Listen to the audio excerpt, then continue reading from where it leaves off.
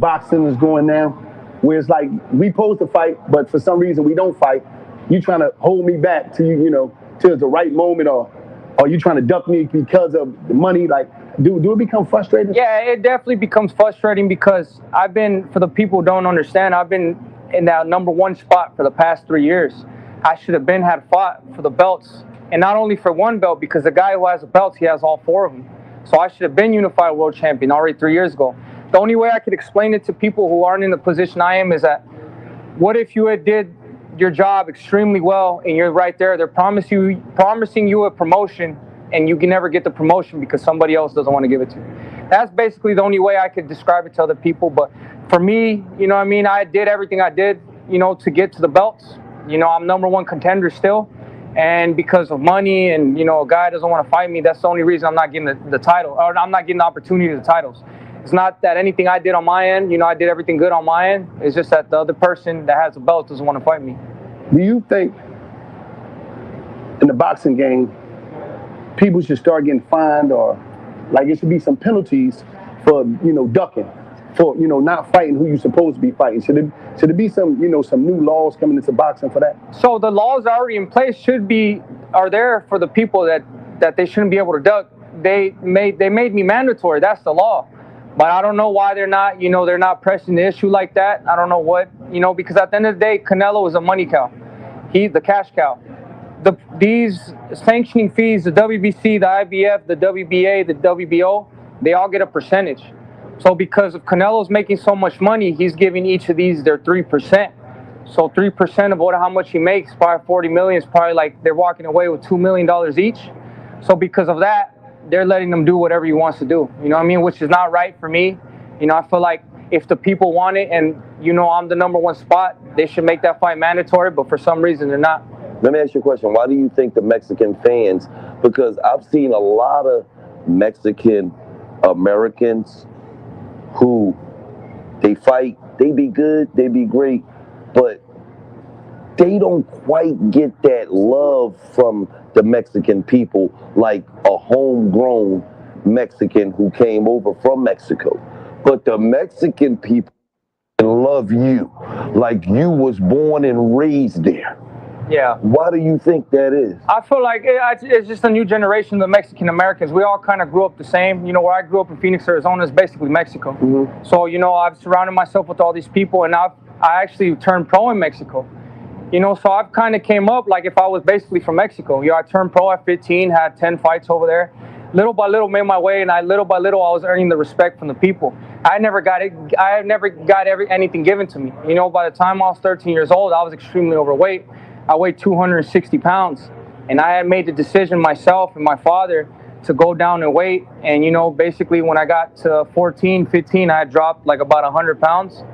And from there, I made the decision to go to Mexico and, just fight and continue, start my professional boxing career. The way I've seen it too, I think it's because so much people gravitate towards me is because I was never the #1 pick. I was never the guy that you guys say that, oh, he's going to be world champion when he gets older. I was always the guy like, man, get the fuck out of here. That fat kid's never going to be nothing. And being like that, I started coming up, started gaining the respect, started winning these fights, and I became the youngest champion in super middleweight history at 20 years old. Was it hard for you, because being in Arizona, to go back to your family hometown of Mexico and fight there when everybody's trying to make it out? I know you had some gladiator moments in there because everybody's trying to make it out of there. Was it hard fighting them fights at the beginning over there? Man, to be honest with you, it wasn't that hard because I was just so ahead of the game. I had, at the time I turned pro, I was 16. I had already 14 years boxing because I started boxing at 3. Yeah, so like 12, 13 years boxing. So I was so advanced that those fights they were easy for me, but just for me being out there and seeing the people, how hard it was, definitely motivated me a lot.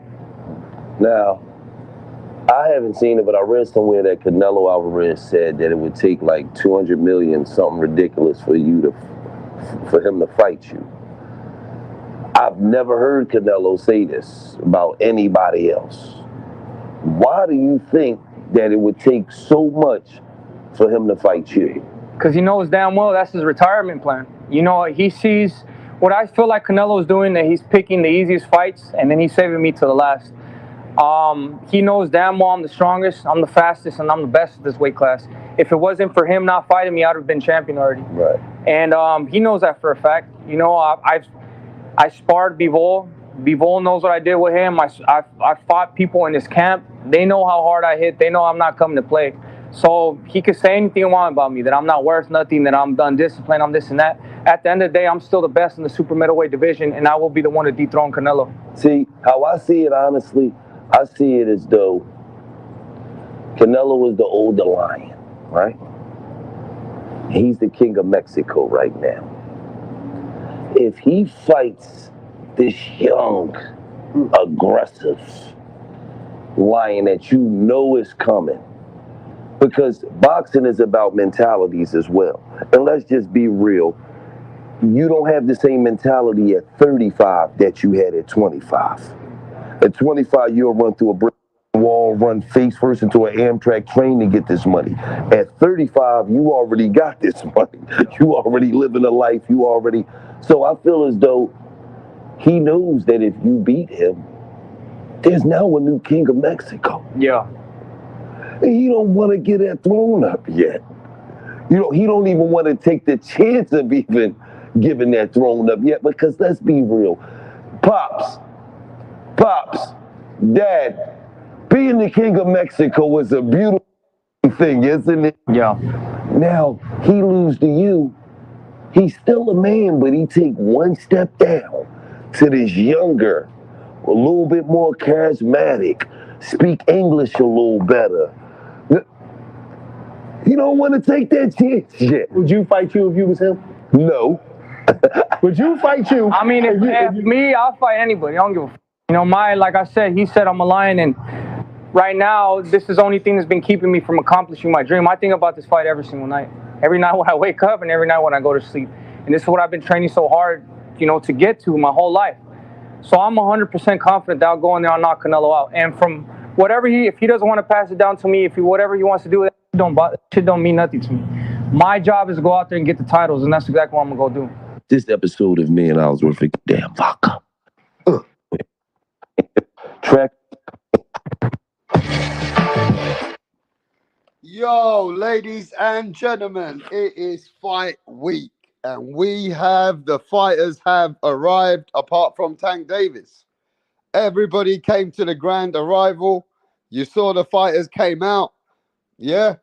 David Benavidez, Frank Martin, Guastek, Gary Antoine Russell. But we never saw Tank Davis. He was a no-show. But smash the like button, subscribe to the channel, and let's talk about it.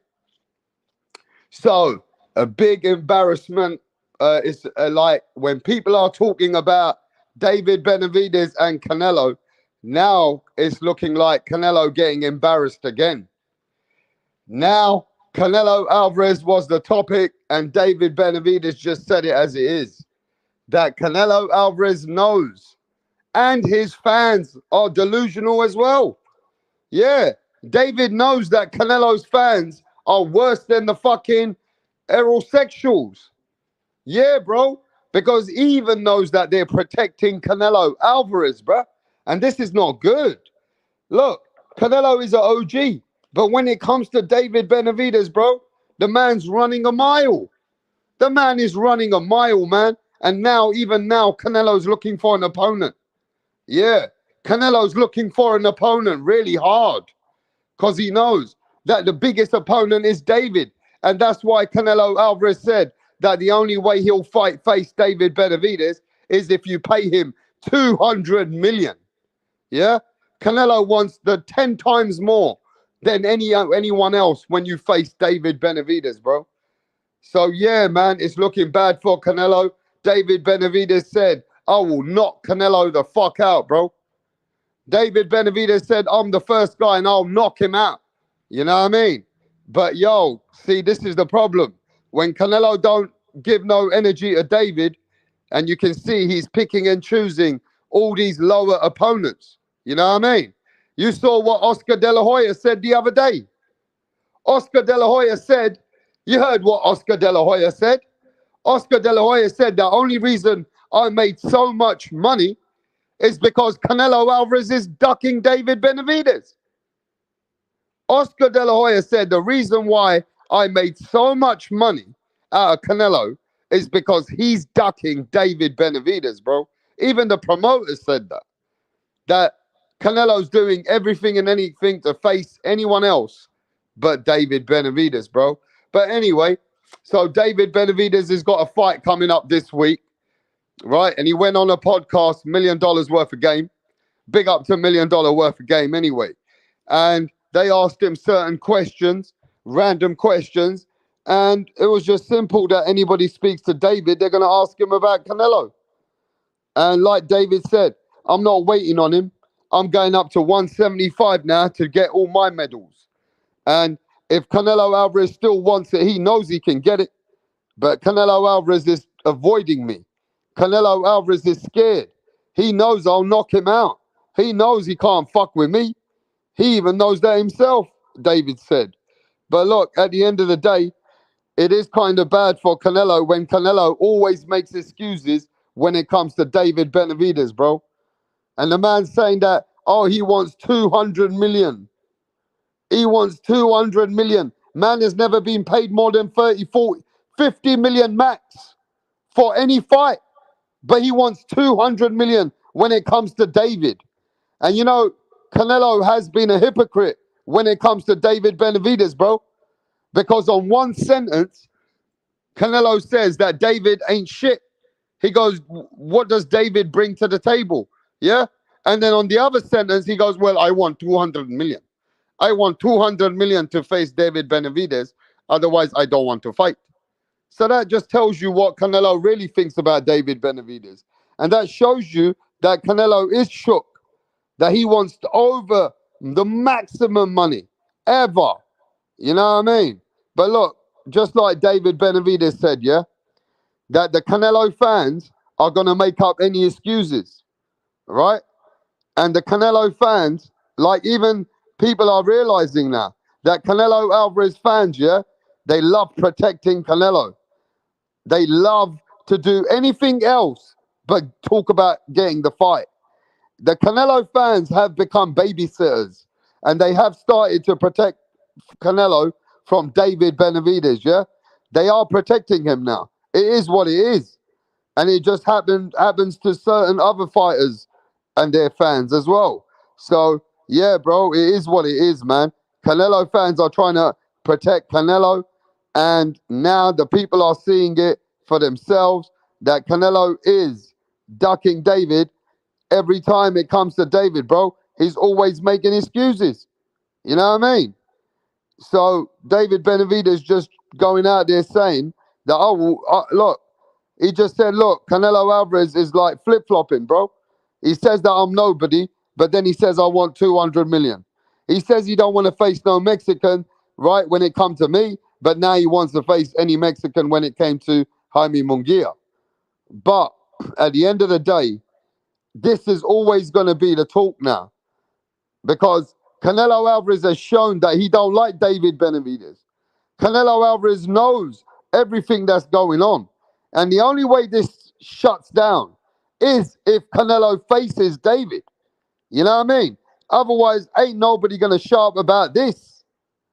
Canelo's definitely going to get slandered or downplayed whenever it comes to a fight. Now look at who Canelo Alvarez is going to fight next. Now you'll see who Canelo Alvarez is going to face next. And then you'll see when he faces who's he going to face. And look at these guys, yeah? The Canelo fucking fanboys. Oh, Berlanga. Yeah. He can fight Berlanga, bro. Canelo fans which are begging for Berlanga are bitches. You hear me? The Canelo fans which are begging for Berlanga fight are bitches, bro.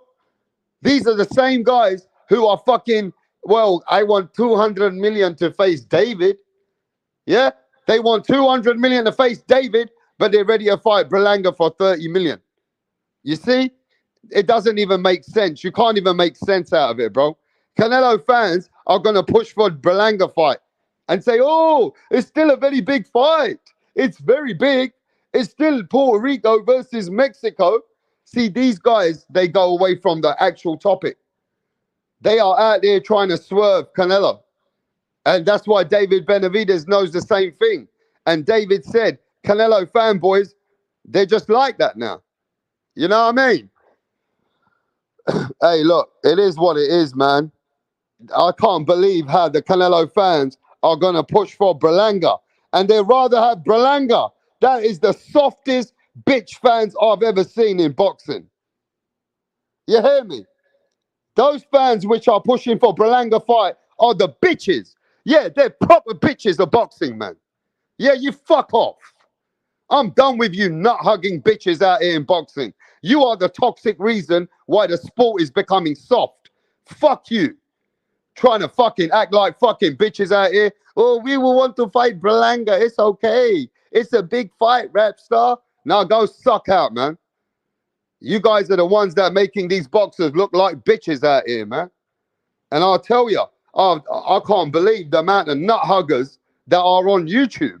The amount of nut huggers on YouTube, bro. It's unbelievable. You know what I mean? Fucking hell, bruv. Smash the like button. Subscribe to the channel. And yeah, we got a fight week coming up. Now, what happened to Tank Davis? Tank Davis didn't even turn up. Tank Davis didn't even fucking turn up, bruv. Tank Davis is fucking sitting in his hotel room getting blowjobs. The cunt didn't even turn up, bruv. Right? He was a no-show himself. Fucking Tank. Everybody came out to see the grand arrival. Tank Davis is out there moaning, say that, oh, no, I'm not going to come. You know what I mean? But, hey, Tank Davis is a bit of a diva now. You know what I mean? He's a diva, isn't he? So, I guess the fans were a bit upset about it. I think the fans were a bit upset about it, weren't they? That Tank Davis didn't even turn up, bro. You know what I mean? But at the end of the day, it's a grand arrival. You know what I mean? So, yeah, it's his event. He's the main star. He's the A-side. He's the guy that everybody's going out there to watch. And he didn't come, mate. Now, you know, these things happen when you're the top of the top. Some of the fighters, they get a lot of egos. Yeah? And Tank Davis is at the top, isn't he? He's got an ego now. So he's acting a bit like a diva now. You know what I mean? But it is what it is. Yo, Hawker Mustang in the house. What's going on to Adam Hurley, mate? Yo, Daniel Alexander, what's going on, bruv? Abel. Yes, Abel. Philip in the house, mate. Stilo in the house, bruv. I'm not even keen on seeing Benavidez fight, to be honest. Semi-retired, inactive. It says the boxing kangaroo. Yo, Benavidez should have signed with the PNC. Who's the PNC, bro? You mean the PBC? Oh, Benavidez shouldn't have signed with the PBC. Okay. Yo, Hawker Mustang says, salute, Eric. Cole. Yes, Stilo. Chuck in the house, mate. Javante Cheeseburger Davis. Yeah, Javante Davis is just taking it easy. He couldn't be bothered to come to the grand arrival. You know what I mean? He said that the promotion is crap. Right? He's saying that the promotion ain't that good. Now he's complaining about the promotion. Man, now he knows that he ain't going to sell many pay-per-views. So he's got an excuse now that the promotion isn't doing a good job, he's trying to say. And that's why he didn't turn up. But, hey, it is what it is. I mean, the grand arrival is where all the fans go there. They want to see the fighters. You know what I mean? It's like for the fans, isn't it? So Tank Davis don't give a fuck about the fans, does he? Tank Davis don't give a fuck about the fans, doesn't he? Lucky you didn't go over there, Cole. Imagine if you went all the way over there, Cole, to go watch Tank Davis fight. He didn't even fucking turn up, you cunt. You know what I mean? Imagine all those fans that have come all over, from all over. People maybe come around the world. And the cunt didn't even turn up. He was fucking sitting in his hotel, fucking getting a shiner, the cunt. Yeah? So, mate, it is what it is, though. You know what I mean? Yo, but look, man, at the end of the day, we got a good card, though. It's a good card, isn't it? I mean, I know that Gary Antoine Russell's fighting, right? Gary Antoine Russell's fighting, isn't he? Gary's brother, mate. I'd never turn up to a Tank fight, bruh. Come on, mate. He's the face of boxing, you cunt. Tank Davis is the face of American boxing. How dare you, Carl? How dare you disrespect the only American star they got after Deontay Wilder is fucking dying out here? His woman has been fucking other men, sucking cock.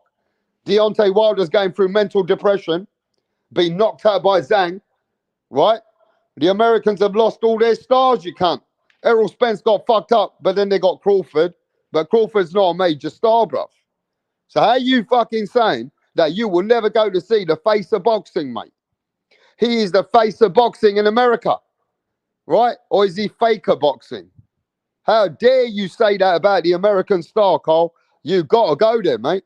You got to go watch a Tank fight one day, bruv. You know what I mean? But yeah, bro. I mean, you know, now you got to remember that this Tank Davis is the top boy for the Americans. You know what I mean? But the man never turned up. Tank Davis didn't even come. You know? They can suck my fat Australian cock. You can't. Oh no. The Americans ain't gonna like that, Carl. That's their star, you know what I mean? That's their star, bro. Tank Davis is the man. Right? Tank Davis, bro.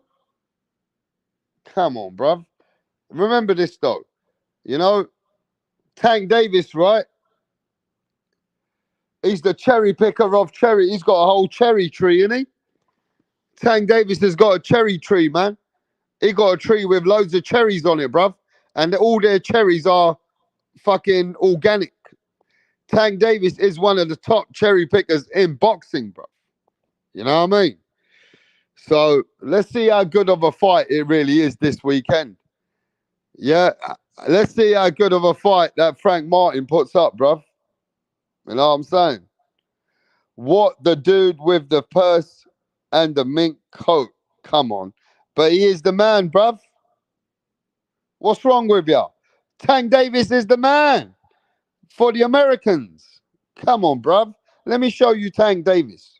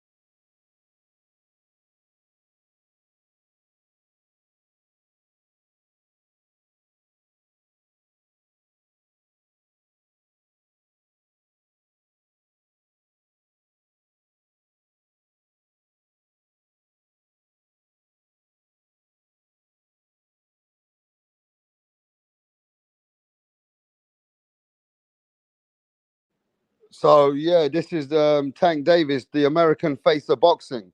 This is the next guy that's gonna carry boxing for Americans all the way. You know what I mean? Tank Davis is the man that they idolize, don't they? Isn't this the top OG? Right? You see how Tank Davis dances? Have you seen him dance? You seen the kind of fucking clothes he wears? You have a look at the kind of fucking purses he holds and the clothes he wears, bro. And this is the American face of boxing. What the fuck is the world coming to? The man can fight, though. The man can fight. You know what I mean? The man can fight, bro. It's just that this guy is just a cherry picker. And it is what it is. You know what I mean? Now they got the fucking whole protection army round him, bro. They're always trying to make him look good. Fucking hell. Give me a second, guys. Just give me a second. This is what Tank Davis dances to. He loves this fucking song, bro. Yeah, yeah, yeah, yeah, yeah. Okay, yeah, a doc walked up to a lemonade stand and he said to the man running the stand, "Hey, bitch, got any grapes?" Yeah, the man said, "No, we just sell lemonade, but it's cold and it's fresh and it's all homemade. Can I get you a glass?" The doc said, "I'll pass." Then he waddled away, waddle, waddle. Then he waddled away, waddle, waddle, waddle. Then he waddled away, waddle, waddle. Till the very next day. Yeah, when the doc walked up to the lemonade stand and he said to the man running the stand, "Hey, bitch, got any grapes?" And the man said, "No, like I said yesterday, we just sell lemonade." "Okay, wanna give it a try?" The doc said, "Goodbye."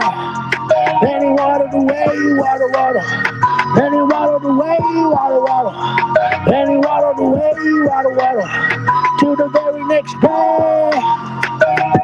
When the doc walked up to the lemonade stand and he said to the man running the stand, "Stop, bitch, got any grapes?" Yeah, the man said, "Look, this is getting old. I mean, lemonade's all that we've ever sold. Why not give it a go?" The duck said, "How about no?" Then he waddled away, waddle, waddle. Then he waddled away, waddle, waddle, waddle. Then Hey man, we gotta give it a Tank Davis though. He is different, bro. He's different, you know what I mean? He just have a different aura about him. He got a different vibe, you know what I'm saying? But the man can fight though. The man can fight. Now, yeah, he does walk around a bit funky. He'll have a different handbag, a purse here and there. You know what I mean? Wonder what's in his purse. I've always, I've always thought, fuck the purse. What does he keep inside of that purse? That's why he didn't want to come today, bro. You know why he didn't come? Because he thought he bought a new handbag, yeah? He bought a new purse, and he said, "Nah, bro, I'm not showing this purse to everyone. Last time they laughed at me." You know what I mean? So he didn't come this time because every time when he comes with a new outfit and a new purse, you guys are taking the piss out of him. So he said, "Fuck it, man. He ain't turning up this time." He said, "Fuck the grand arrival. I'm going to go hang out in my purse somewhere else." You know what I mean? So he said, "Fuck it. I'm not turning up. You motherfuckers are laughing at me last time. You're laughing. Look at his fucking purse, though. Look at the guy's purse, bro. I mean, come on, Tank. You a fucking, you the OG out there, mate. You know what I mean? You the American face of boxing. And you walking around with a fucking green handbag, bruv. What's in that handbag? You know what I think he did? I think he fucking got his girl, one of his girls that he got, and he took her handbag from her and said, "Let me borrow it." Said, "Fuck you, I bought it for you. I want to rock with this." That's what he said, bruv. You know that? Tank Davis, when he beat up his chicks, remember when he beats them up? He fucking beat her with the handbag and said, "Fuck you. I'm taking this handbag from you because it suits me better." Yeah? And you know, Tank Davis got a problem with the women. So he took her handbag and said, "Fuck it, I'm rocking with this." And all of Tank Davis's fans are looking for that handbag. You watch. Tank Davis fans are fucking walking around with their fucking little purses. You know what I mean? Fucking hell, bro. Imagine, yo, can you imagine Tank Davis fans turning up with their purses hanging out, waiting to see Tank? You know what I mean? Yo, can you imagine when you go see the Tank fight? When you go to the what's it called? The gift store. You know, when I went Vegas, yeah, I'll see all the fucking merchandise, all the merch. Yeah, I saw all the merch in the gift store for Mayweather shirts, Mayweather caps, Mayweather this, Mayweather that, all kinds of Mayweather stuff when I went to watch Mayweather fight, right? Back in the day. Now imagine going to see Tank's fight, you're going to see some purses on the side, signed by Tank Davis. You know Tank Davis fans are waiting for that, bruv. Tank Davis fans are waiting for that new purse coming out. You know what I'm saying? But look, let's be honest about the fight, though. Let's be honest about the fight. What is this Frank Martin going to do with Tank Davis? Come on, bruv. Tank Davis is chosen.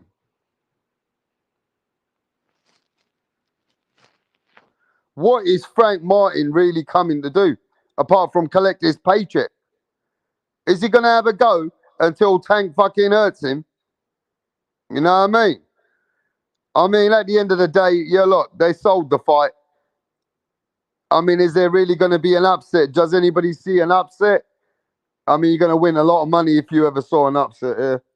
You know what I mean? Does anybody see Benavidez losing? Nah, don't. He's going to fuck this guy up. Watch. He already beat the fuck out of him in sparring. So this ain't no big deal to him. And yo, Benavidez beat Gwozdek at 21-22, was beating him up in sparring. And this Gwozdek has been inactive anyway. He ain't even an active fighter anymore, right? So I expect Benavidez to fucking put some hands on this guy and stop him and make a statement. But with old Frankie Frank over there, talk to Frank. You know what I mean? Talk to Frankie Frank. I don't know what Frankie Frank's coming with. We'll have to, we'll see. I mean, we don't know. We really don't. Because Frankie ain't been in there with a top opponent, right? And Tank's been picking and choosing, but Tank got a lot of experience. And to be fair,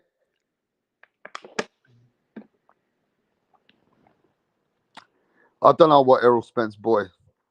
I think Errol Spence boys maybe look good early on for a bit. Maybe Spence's boy might look good early on for a bit, bro. You know what I mean? But if you put your money on Frank, then Frank can put a good tank in your account. If you want to make some money, put your money on Frank if you feel like there could be an upset, right? Anything can happen, as you know. But, those are suspense. You're basically just working on a luck. You're just hoping for luck at that point. But hey, can Tank Davis get injured in the fight? Things can take place, but you can make a lot of money if you fucking feel like Frank can beat Tank. Can Frank beat Tank? Can Frank do Tank? That's the question, mate. Not when it comes to PBC Rainbow Poster Boy. Yeah, you ain't beating that guy, bro. Yo, is there a rehydration clause? Or no? There's no rehydration in this fight, right? Don't tell me there's a rehydration clause. Rider of the Storm says Frank is a human punching bag. Frank is getting KO'd with a phenomenon punch. Mark my words. Yep, I can see that. I seen that. I needed to see Frank is slow as shit on the inside. He cannot cover up on the body. Never heard of Guastic. Guastic, come on, bro. He's been fighting for quite a few years. He's got lots of fucking. Guastic was winning until he lost to Benavidez, bro. Yeah, so Frank has he got a chance against Tank? Has Frankie Boy got a chance against Tanky Boy? You know? Big ask, innit? A big ask. Big ask. Well, we already know that Tank's going to beat him up. Come on. We know that we're being nice. Tank going to put a beating on this kid. You know what I mean? But he's going to earn a lot of money. He's going to earn a lot of money. Right? He's going to earn a lot of money. And Frank don't give a fuck as long as his bank account's like Tank. So he don't give a fuck about anything else. I mean, obviously, Frank's going to do everything he can in his power. Obviously, they got a game plan. You know? Obviously, they got a game plan. Yeah? I mean, look, at the end of the day, I mean, his trainer just got Ryan Garcia beat up Devin Haney. Ryan Garcia just did a beat up Devin Haney, right? Ryan Garcia, Devin Haney was the favorite. Ryan Garcia was the underdog. Can Frank do what Devin Haney did, what Ryan Garcia did to Devin Haney? Very hard. I heard Tank's nut lickers say Frank Martin is top 3 at 135. Yeah, Abel, I'm not a fan of this fight. Hey, look, man, at the end of the day, it is what it is, right? This is the PBC card, and this is the fight. And it's the Tank Davis card, right? So what do you expect? But you know what? We ain't got no other boxing, so we're all going to be watching. Everybody's going to be watching if you're a boxing fan. Now, you guys have got to pay pay-per-view. Who's going to pay pay-per-view for that fight? Which one of you fans in America are paying the pay-per-view for that fight? Who's paying pay-per-view? Tank by decision is plus 340. That's not a bad bet, though. That ain't a bad bet. Right? That ain't a bad bet. Watching this one for free because I'm slick like that. Nah, you don't want to support the sport. You don't want to support Tank Davis's fight, bro. Who's going to pay the pay-per-view? You fucking say you're a boxing fan. Who is paying pay-per-view for this fight? That's a no from me, says fucking Carl. Wow. You guys won't even pay for this fight.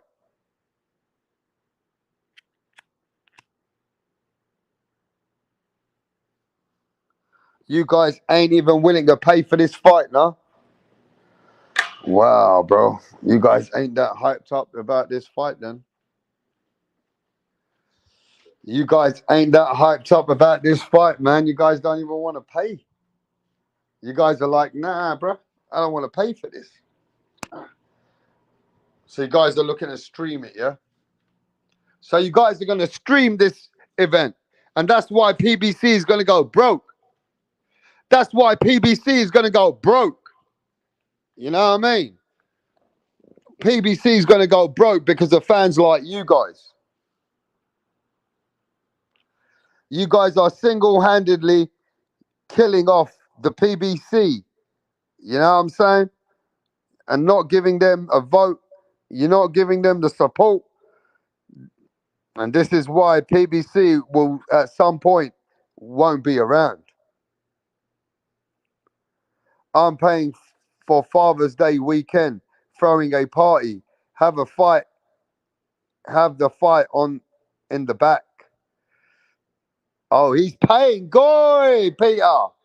There you go, mate. Peter's a proper boxing fan, mate. Peter's a proper boxing fan. You know that? He's fucking paying, mate. All right? Peter don't give a fuck He wants to have a party. He's going to pay, while the rest of you cunts are going to be streaming it, and it's going to be buffering. Eric says, I just came back from vacation and I'm working. All right, mate. Peter is full of shit.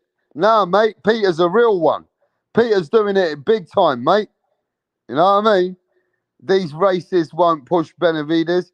They don't want him making history and going for undisputed. Yeah, bro. Yeah, bro. That's true. But what do you mean? The Mexican Canelo fans are racist now? Oh, you're saying the Canelo Mexican fans are racist? Is that what you're saying, bruv? Are you saying that Canelo Mexican fans are not just nut huggers, they're racist towards their own? Towards their own kind. All right, mate. Hey, Rap, we're stealing from ourselves if we buy this shit. Oh, fuck. This guy goes, if he buys this pay-per-view, right, he's stealing from his own account. Wow, boxing fans don't appreciate, bro. You guys don't appreciate fights which are still good, but, you know, maybe not the best of the best, but they're good fights. These are boxing good fights. And the fans are like, nah, we don't want to pay for this. We're not interested in this. Wow. Wow. You guys sound like fans that are not appreciated about the sport. Yo, what's happening, Jed? Been a long time, mate.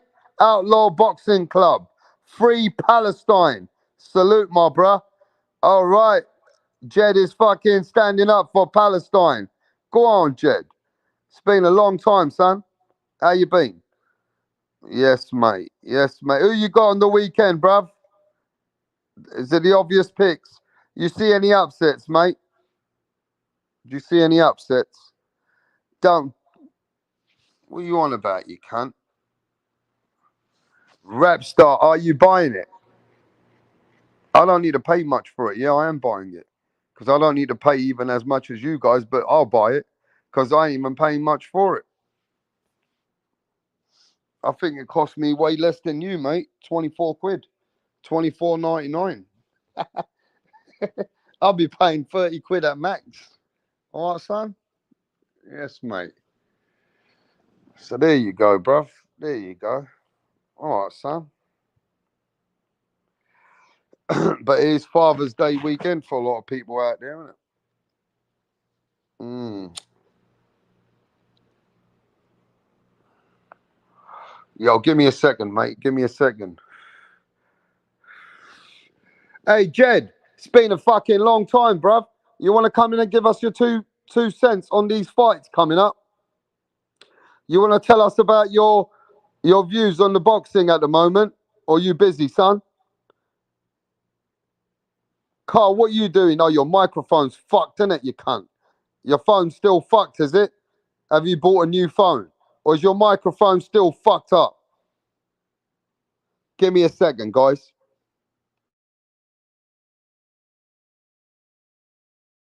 What up? How are you? I'm great. Can we meet you? My name is Tunde Tupac, aka the Rap Killer, Tunde Tupac. the Rap Flexer, kill them all. Your Rappers. name, your name. Your name is Tunde Tunde. Tupac. Tunde Tupac. You can write the Rap Killer there. But Tunde is your It's name. okay. Yes. Okay. Thank you. Tunde, with your dressing, I know the kind of song that you're about to present. Yes. So you want to tell us about it? Just rap game. I kill the rap game because the haters want us down, but they're not gonna get us. You don't Calm need to down. tell us about the haters now. Rappers, right? You're a Yes. rapper. I'm a rapper. Good. Let's hear you. Check it. Ha ha. Check it. Ha ha ha. Check it. Check it. Check it. I rule everywhere. I rule. They want to take me down, but they cannot take me down. Yeah. I rule New York. I rule Lagos to Atlanta. We go to Chicago. Check me out. Check my game. My game is tight. All the haters, I shoot them in the brain. Boom, boom, boom. I've been around with my guys, 50 Cent, Tupac, Biggie, Snoop Dogg. We're all in this game together because I kill them all. I kill Tupac and I kill Biggie. I kill them all because they can't contain my rap game. Hey! It's off the hook because I'll kill you all now. No, calm down. You killed? You killed who? It's just a lyric. Don't fear. Lyric. Yeah. Your lyric Hey. will put you in trouble. You have to be very careful. You don't just go about saying things that you don't know. It's a rap game. That's how it is. Oh, okay. How old are you? I've been in this game for more than 20 years. How old are What's you? it? I'm 15 years old. What? Just forget my age. Just focus on how long I've been in the game. And you know Tupac. You know Snoop Dogg. You know By the 50 grace of Cent. God, we met in the States. Oh. Which state? Akwa Ibom. This guy. You're just a joker. You know what? Just go. We'll get Just- back to you.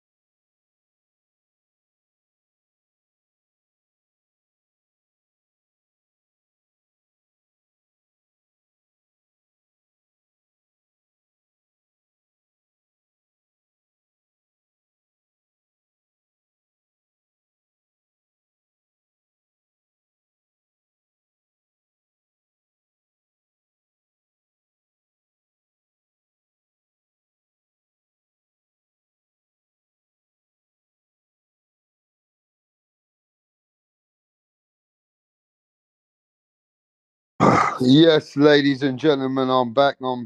Yeah, so Deontay Wilder is facing some serious problems right now. He choked out his baby mama Telly Swift, I think it is, right? And reports have it she got the proper restraining order out on him. He jumped on her, he choked her. Apparently, there's other reports that Telly been sleeping with other men, and he caught her cheating or something like that, and they're saying that she cheated on him and all that kind of stuff. So Deontay Wilder, he needs your praying hands. Pray for Deontay Wilder, man. Wilder going through a lot of mental shit. All right, ladies and gentlemen, the American King, ex-King, is going through a lot of mental shit. His woman's been going through cheating on him or something. She's been sleeping around. And now Deontay Wilder is got a restraining order.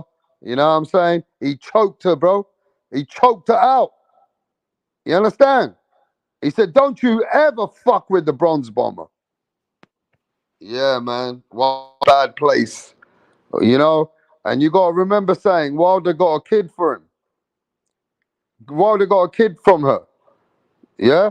So pray for Deontay Wilder. I don't see no praying hands. I don't see anybody out there trying to pray for Deontay Wilder, bro. Wilder gave you guys a lot in the sport of boxing. The man has been knocked out because of you guys, not because of you guys, but because of his fanboys. The man's been knocked out already 3 times. What else do you want for Deontay Wilder, bro? The man has tried his hardest. So if you're a boxing fan, I hope you can support him, man. You know what I mean? That's bad, isn't it, Suleiman? They don't give a fuck about fighters when it comes to fighters which are going down. Fans don't care about boxers like that. Suleiman, what are you doing? I'm You in over the here, back. man. I'm listening to you, my dear brother. I Great said, show, why man. do fans, when boxers are going downhill, they don't fucking care? Nah, they care, but but the point is that the guy that's his mistake, man. That's a domestic internal dispute with his wife, man. I got no control of that what he does with his wife. If his wife doesn't want to be with him and she's chose to be with someone else, then he's supposed to be mature and just move on with that, man. Move on to bigger and better things. But for him to put his hands on his wife, his child's mom, and she's a very good looking woman, I might add. That's his problem. That's not my mistake. I'm just a boxing fan, man. I got no control of that. But you know That's the absolutely problem. wrong. The problem is right. The news is the news, isn't it, in boxing? And at the end of the day, it's like I found out right that that he got domestic issues with her. That so he's wrong to choke her out or to choke her, but she been sleeping around. She been fucking other men. So yeah, like it's like the top OGs and the top men which are representing boxing, they're not getting no respect from the women. Okay, well, I have a point. Uh, that's what he's saying that she's sleeping around. We don't know if she confessed to it. Uh, he could be suffering from a mental illness. There's people out there, men that have a mental illness like that. That's a sign of immaturity. They get so infatuated with a woman, they think the woman is sleeping around. Maybe the girl's not sleeping around with anybody. Maybe the girl's just, she's working in the house and she's not giving him the attention that he wants, and he has a communication problem with the girl, and he don't know how to communicate with her. I know a lot of men and women that they say, "Oh, my husband is playing me dirty," and there's no evidence. And I know women that a men that are saying that about his wife. There's no evidence. There's got to be evidence. Like if a woman is playing you dirty, it shows in her panties. It shows in the way she conducts herself in her house. It shows, man. It shows, bro. You see it in her panties. You could smell it. You could smell the other man on her. Um, is there any evidence on that? We don't know. Yeah, And there's people that's gone out there and they've been putting out evidence on different channels. yeah, or if it's pointing out evidence, and But if there it's are the also Deontay Wilder guys. They are the and if Deontay it Wilder and if it's fans. true that Deontay should move on from that, he got a statue dedicated to him, and he's a role model, man. He should be more professional. Yeah, I mean he ain't that professional himself. He was also seen after the fight in Saudi Arabia with another woman. You know what I mean? So maybe there's some personal dilemma going on over there. But So anyway, he, mhm. that is what it is, man. It is what it is. Deontay Wilder got a restraining order. He choked her. The woman wants money from him now. You know how it goes. Yeah. There's a Uh, process now. You know what I mean? Wilder got to go through the process. so I think this is gonna. That's clear signs that he's gonna retire. Um, he's not gonna be in boxing anymore. He's done. You say Wilder's done now, yeah? Yeah, he's done. He's putting his hand on his baby's mom. Um, he's putting personal things out on the open. If he was a gentleman, all he had to say, me and her are not running in the same direction anymore, and ask for a divorce. You know what I'm saying? Or give her a separation. You know what I'm saying? Instead of him putting all his business out there, all his dirty laundry out there, you know what I'm saying? Yeah, but boxing's a very tough sport where you're not realizing what his woman has put out on the statement is that after he lost to Tyson Fury, she said Deontay Wilder's been acting a bit weird, right? And she said on the statement as well, which is on TMZ, right? You can go check it, that she even said that after he took the losses from Fury, he's been acting weird. And after he got knocked out by Zhang, he totally gone crazy, she said. Well, he's not the type. He's not the top dog anymore, bro. It's simple as that. After he got knocked out by Tyson Fury, and the way he picked Tyson Fury was because he thought Tyson Fury was food, bro. Let's be for realistic. The PBC, I remember when they chose Tyson Fury, when he chose Tyson Fury as his opponent for the first time, they saw him as food. So they said, oh, that's a good pick. That's a credible pick. I guess the negotiation with Anthony Joshua didn't go through, but he picked a credible pick because they thought he was going to be food. They didn't think Deontay Wilder, honestly, was going to have problems with him. And in the first fight, he almost put him away. He almost knocked him out. You know what I'm saying? Even though Tyson Fury's skill asset was better. But then in the second and third fight, he got put away. He got knocked out. You know what I'm saying? And then the Zhang fight, they just threw him in there. They cashed him out because he lost to Joseph Parker. He took he could have took 2 steps back and he said to himself, "Look, man, I'm not the same type of dude anymore," and just pat up his record like Pinkley Thomas did, like Trevor Burbick did, like all these other ex-champions did, like George Foreman did. Just take 2 or 3 steps back and fight C class fighters in Alabama down there, make some money, and then when you back on your A game, you feel okay, and you got it together, and he still would have made some money. And instead of going in there with Zhang, but he went in with Zhang. Turkey Al Sheikh gave him some good money, right? And that's how all these guys are fighting up there in those cards. And he offered him a boatload of money. And Deontay Wilder, like a Bill Haney and all these other guys are doing, they're taking the boatload of money. But at the end of the day, you're just a marquee name for an event. And if you can't show and prove, then you're gonna be coming out with a big L on your resume. And that's what he did. You know what I'm saying? He bit the bullet like Jaro Big Baby Miller. You know what I'm saying? And now he got to pay for it. So now he's coming home with a big loss, a big knockout loss with his twig legs and national platform. And now he got to go home and look at his beautiful wife's face, and he's not looking too good right now. So that's what happened. Instead of him being a mature man about it and rebuild and do a Phoenix approach, he's not doing that. What he's doing is he's being a immature young man, and unfortunately, he put his hands on a beautiful woman like that. Even if the woman played me dirty, right, and I got a child with her, right, I will not conduct myself in the way Deontay Wilder did, and that's not a real way of doing that. A successful, uh, progressive American approach. If your wife, let's say me and my wife not going together, and she decided to see someone else, then yo, dude, just be realistic. Okay, when do you want to sign for the divorce? And give her a divorce and cut her loose, man. You know what I'm saying? At the end of the day, she's just child's mother. You know what I'm saying? And you're a professional athlete. You're a professional boxer. You hurt people for a living. You know what I'm saying? And you're a role model to a lot of young American men from North America and the world. And he could persevere. Muhammad Ali never did that. Muhammad Ali never put his hands on a woman.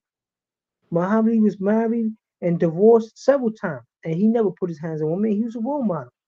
That's why Muhammad is so popular in the boxing culture. Muhammad Ali went through a lot of bad things, and he persevered. He was a gentleman in the ring and outside the ring. You know what I'm saying? And that's why he's still an icon today. Even Joe Louis. And this man was at one time considered, he had the green belt, and he was considered to be a guy of that caliber. And look at him now. You know what I'm saying? So he could still rebuild. He apologized to that young lady, pay whatever money to restitution for what he did. And if he decides to continue his career, what he could do is do the C class approach. You know what I'm saying? And just fight C class fighters, right? I think he could fight a nice guy like a Charles Martin. I could see him fighting a guy like Stefan Shaw. I could see him fighting a guy like Jerry Rice. I could see him fighting guys like that and make some real credible heavyweight money. You know what I'm saying? And rebuild from that. I could see him fighting Mahmoud Chow for the WBA regular belt. You know what I'm saying? This is what this man gotta do. He gotta rebuild. You're not the A class fighter. You're not the world dog. You're not the big bone crunching puncher that knocked out Dominic Brazil in one round. You're not that dude that concussed Bermain Stavern in the rematch. You're not that dude that knocked out Luis Ortiz twice. You're not the dude that was considered the boogeyman of the heavyweight division. But yet you still got enough skill asset and still got enough maturity and still got a lot of popularity to rebrand your label by fighting seek a couple of fighters, tune-up fighters, and maybe get another payday because the heavyweight division as we speak is changing.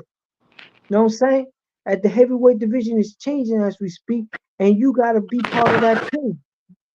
Yo, I'm Are back. you with I'm me, back. Mr. Hey, Raptor? yo, Suleiman, I'm back. I'm back. Yes, sir. Listen to this though. So I get what you're saying about Wilder. You gave good points on all that, yeah. But let's talk about the actual current situation now again. With David Benavidez coming out and David's fighting at 175 against a guy that the only loss he's got is against Beterbiev. But David came out and saying that Canelo shook, bro. That no matter what, he's going to 175. He's going to capture belts.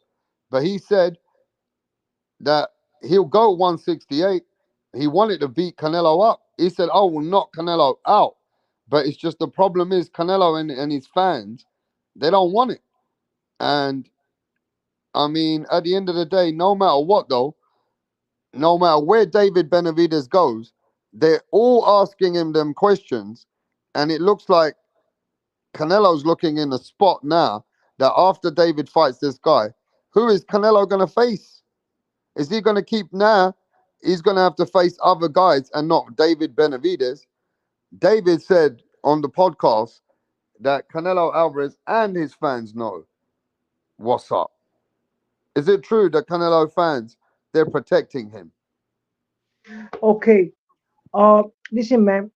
Let's talk business, bro. Of course, they're protecting Canelo. That's business, brother. That's business. This is blatant business. This is a modern business world, and that's a big time platform. Canelo Alvarez is a big money making machine.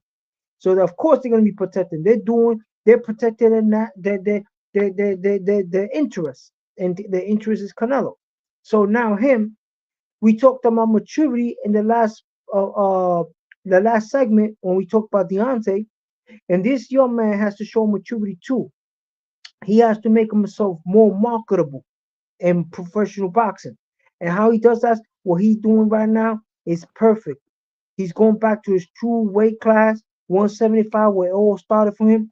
Okay, he's rebranding himself, relabeling himself, creating another branch of his illustrious career by fighting at 175, possibly attaining another world level, a world belt at a second division, and making himself more marketable and more profitable in making the fight more a marquee fight if he does fight Canelo.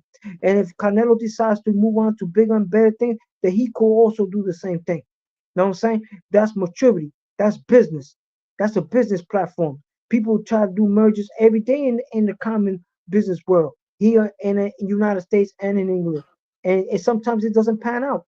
And what do these professional CEOs do? They move on to bigger and better things with a positive mental attitude. And that's what David Benavidez has to do. You know what I'm saying? David Benavidez has to learn how to move on to bigger and better things with a positive mental attitude and smile and be articulate at the same time and that's what he's got to do. You know what I'm saying? He got to I move mean, his most talent. of it is to do with even what the guys were saying, that Canelo Alvarez is such a pinnacle point that he's the Mexican king right now. He is the king for Mexico, and they don't want to take that chance. With David, it's too much of a risk that he don't want to take that chance even because of where he is. And that's why, like David explained, that boxing will do anything for him because he makes like 40, 50 million a fight. And when you make that kind of money, you can rule what's going to happen. And he goes, like he said, the sanctioning bodies are making 2, 3 million each out of Canelo. So they will definitely lay the red carpets out for him. But hey, man, when it comes to David, I don't fight Mexicans. When it comes to David, oh, he ain't nothing special. But then when it comes to David, oh, I want 200 million. So everything Canelo says, it's like he's retracting on himself, bro. It's like he's flip flopping. And no matter what, Canelo's a good fighter, but this just is looking bad whenever it comes to David Benavidez. I agree, but hey, like we said before, this is all David Benavidez' game now. David Benavidez has to turn this around. It's like a boxing match, man. Right now, this PR stuff that he's going through, it's all David Benavidez that is in control. He's in the driver's seat. He could pan around. Yeah, Right but now, he that's got not the this fight, point. The point is Canelo Alvarez will do whatever the fuck he wants to do. and he got You to deal with understand? it. We already know And he this. got to deal You with it. didn't hear what Oscar De La Hoya said to you? Let me play what Oscar De La Hoya said, bro. You forgot what Oscar De La Hoya said the other day? He said Canelo's such a fucking duck that he didn't want to put money in my pocket, but he had to put money in my pocket because he did not want to face David Benavidez. Let me just play for you what the promoter said, Oscar De La Hoya, ex-legend. 1 second. Canelo, I just saw another video where you're still talking shit. All you say is fuck him, fuck that. Oh, he stole from me. Well, obviously, aside from defaming me, why don't you look inside your own circle? Because I know for a fact that people are stealing from you. By the way, you lined my pockets, you made me a shitload of money, all because you're afraid of David Benavidez. Fuck you. He said to him, he said, Oscar De La Hoya said, you made me a shitload of money, all because you were afraid of fucking David Benavidez. Oscar De La Hoya is funny, bro. Okay, what I'm saying is, like, besides all this hyperventilation, I think this young man has to start showing power moves and maturity in his game. Um, he knows that opportunities for that fight could be there. He gotta let it marinate. He gotta let it build. He gotta move on to bigger and better things. Show maturity in a sense. Okay, fine. Canelo is making this marinate. Let me beat this guy that's in front of me right now, who is a credible fighter, who is still a dangerous fighter, who is the guy that retired Adonis Stevenson, people, the Superman, who is a guy that fought rounds with Arthur Beterbiev. Let me beat him in a decisive fashion. I got my hands filled with him, and then maybe see if I could get this fight with the winner of David Bivol. Bivol, Demetrius, Bivol and Arthur Beterbiev, and maybe I could get a unification by become the undisputed 175-pound champ, which he was attempting to become at Yeah, but 168 you're not anyway. understanding the key of this, right? Canelo hates Oscar De La Hoya. Canelo always tries to fucking downplay Oscar because Oscar De La Hoya cut Canelo off as well, and Oscar don't speak much about Canelo. Now, you got to remember something, that Oscar De La Hoya is the man that got Canelo Alvarez the biggest contract in the world, right? And Oscar De La Hoya was the mouthpiece for Canelo when nobody knew Canelo like that. Oscar is the one who put him on the map. And when they've been going back and forth, why hasn't Canelo said anything about that? Because he said he'll never work with Oscar De La Hoya. Canelo said he will never work with Oscar De La Hoya, bro. Remember that. So the same way Canelo said that he will never face a Mexican fighter, right? And the same way that he would hate to work with Oscar De La Hoya. He would hate to work with that man, but he had to work with him. He had to put money in Oscar De La Hoya's pocket. Why? Because he's afraid of David Benavidez. And even Oscar's telling him, you can only fucking be afraid for so long. Because Oscar De La Hoya would never have backed down. Let me tell you something about Oscar. Oscar De La Hoya would have faced David Benavidez like he faced Bernard Hopkins if he was around that time of that weight classes or a few weights here and there. Oscar would have faced any one of them. But Canelo ain't like Oscar De La Hoya, bro. I don't care what anybody says. Oscar De La Hoya is the true Mexican-American OG, that a man that will take any smoke. Fuck if he's the A side. He was not a diva like that. You understand?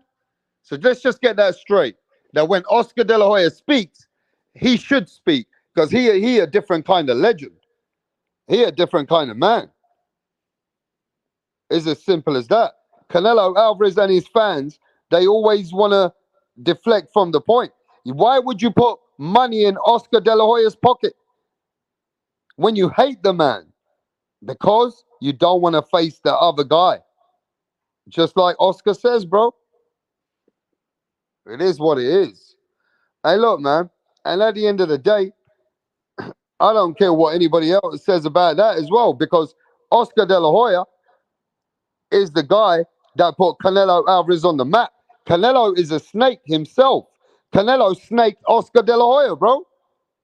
He went with listen, I don't care what the Mexicans say, but Canelo needed my guy from London. He needed my boy from London, Eddie Hearn. Yeah, he took out another Mexican man in Oscar De La Hoya and took London's finest, Eddie Hearn. So Canelo ain't a loyal person himself. So, and Oscar got him a 300 million plus contract. Oscar got him a 300 plus million contract. You know? So when Oscar De La Hoya speaks, people need to listen. Because at the end of the day, he had a big part in making Canelo. He had a big part in putting Canelo where Canelo is. And Canelo fans should be fucking grateful that he's lucky that he had Oscar De La Hoya in the early days. He's lucky he had Oscar De La Hoya, bro. Because Oscar put a lot of work in building Canelo Alvarez for many years. Until Canelo made the power and the money. And you know what? Oscar was trying to make Canelo a better fighter. Oscar was even trying to introduce other trainers like Floyd Mayweather, Freddie Roach at that time, many years ago, and many other trainers that he said, I want you to train with some other trainers so that you can get ready to fight those top American guys when it comes to it. Like, there's going to be a time, Canelo, that you're going to need to train with other trainers. But, yo, at the end of the day, people can say what they want. But Oscar's right. Canelo Alvarez put money in his pocket. Money. And he hates the guy. That tells you everything about Canelo, bro. Canelo's all about business. He's not all about the Mexican fans. He is very strategic and very smart. And Canelo Alvarez now is a very smart guy. He knows how to play it as well. But it's only, look, at the end of the day, the truth is the truth. He would rather put money in a man's pocket that he don't like anymore, yeah? That the man that he can't stand, that the man's laughing in his face now, saying you had to put money in my pocket because you didn't want to face David Benavidez. Think about that. Yeah, I think about that, but he also has to look at this. That's a mind game. They want to make this fight real bad, the David Benavidez Canelo fight. Yeah, but what kind of pussy fans we got, bro? Oscar De La Hoya was never like this. Chavez Sr. was never like this. What the fuck has happened in the last 10 fucking 15 years that fans want to protect their fighters? Look at what these Mexican fighters stood for. They stood for everything. You know what I mean? Yeah, I Canelo Alvarez understand. has been doing a lot of flip flopping, bro. Yeah, I just flip flopping, but you gotta understand he's protecting his interest. Something he sees in the or David Benavidez that he doesn't like, or maybe he just doesn't like the respect. Maybe the guy doesn't he's not starstruck. Maybe the other guys were because even Jamel Charlo he showed starstruckness. Even Jamie Monguia they showed submissiveness to him. So Punch drunk something boxing. What's going on, brother? David Benavidez is not showing that. You know what I'm saying? What's up? What's up, Punch Drunk? What's going on, my brother? Hey, man. Oscar Corney. What do you say? Oscar Corney, but he right. Canelo paid him again. Canelo had to pay him. Canelo had to pay him to be a duck. Facts. Well, he Canelo put went money in on a pocket because Euro he fought bum Monquilla, tour right? trip. That's This what he's guy's talking funny, about bro. because he fought Monquilla. That's what he's talking about. Huh? He fought Monquilla, and that's one of his fighters. What he's saying is that Canelo would never in his life wanted to put that money in Oscar's pocket, but because Canelo Alvarez is being very smart in what he's doing, and he don't want to face David Benavidez right now, that he would rather put money in Oscar De La Hoya's hand, where he already been hating on Oscar. He don't ever want to do business with Oscar De La Hoya, and look how he had to do that. So it is what it is, bro. It is what it is. And you got to remember when he said that he want to fight American fighters, he wanted to fight Charlo, bro. Canelo wanted to fight Charlo. Just remember that, the second Charlo. Yeah? We never had to beg Oscar to fight the best. Never. Never, ever. And look at the fans today, bro, acting like hoes. Oh no, but he can get a lot of money with another person. Oh no, but Canelo don't need to do nothing. Canelo's already this. Canelo, yo, bro, you never needed to say that about Manny Pacquiao. You never need to say that about Oscar De La Hoya. You never even need to say that about Mayweather, apart from a couple of opponents that he already beat those guys, other guys that beat them. But here we are, that we have to hear so many fucking stories, bruh. I'm done with the stories, man. Boxing's about tough man sport. Boxing's about best versus the best. Boxing ain't about excuses, bro. Canelo Alvarez should be accountable because he's the face of boxing. He is the man, right? He wants to stay where he wants to stay. Yo, Oscar De La Hoya's right. Oscar De La Hoya's right, bro. That the man's fucking acting like an idiot. Yo, Oscar De La Hoya is right. And you know what? If I was Oscar De La Hoya, at that time when Oscar De La Hoya confronted Canelo, that time when Oscar De La Hoya said he's a drug cheat, you know why? Because Canelo been doing nothing but slandering him. Nothing. All Canelo does is slander Oscar De La Hoya every time, right? So Oscar De La Hoya stood up and told Canelo, watch your mouth. Yeah, he told Canelo, watch your fucking mouth because you talk too much. Yeah, Canelo couldn't take it. Canelo couldn't take it, bro. He had to stand up because Oscar De La Hoya was telling him straight in his face. You know what I mean? You saw the press. You saw the press conference. You saw the fucking press conference. You saw how Oscar De La Hoya looked him in his face and said, yo, you're lucky. You're lucky. I'm doing this. Yeah. You know what I mean? And Canelo couldn't take it, bro. Canelo could not take it. He had to stand up. And Oscar said, and what? What are you going to fucking do? Yo, man. Yo, that shit crazy. That shit crazy, man. Canelo bit the hand that fed him. Canelo bet the man that fed him. bit the hand that fed him, bro. That's a good statement. Yes. And you know what? Oscar was a different league though, different level, man. In his time, he was just different. He was the real face of boxing because he was the man that would face the hardest opponents and go up 2 weight classes and face fucking anyone. That's Oscar De La Hoya. He would take the biggest fights at some point and face anyone. So I don't want to fucking hear it, bro. I don't want to hear excuses for Canelo Alvarez. You understand? Oscar De La Hoya just caught him out red-handed. You put money in my pocket because you don't want to face another guy, and I know you hated it. And Oscar's telling him, I know you hate it, but you had to put a lot of money in my pocket. You know what I mean? You're just exposing him. Oscar trolling Canelo real bad in the clip. Funny shit. Sitting in his chair drinking his wine. uh,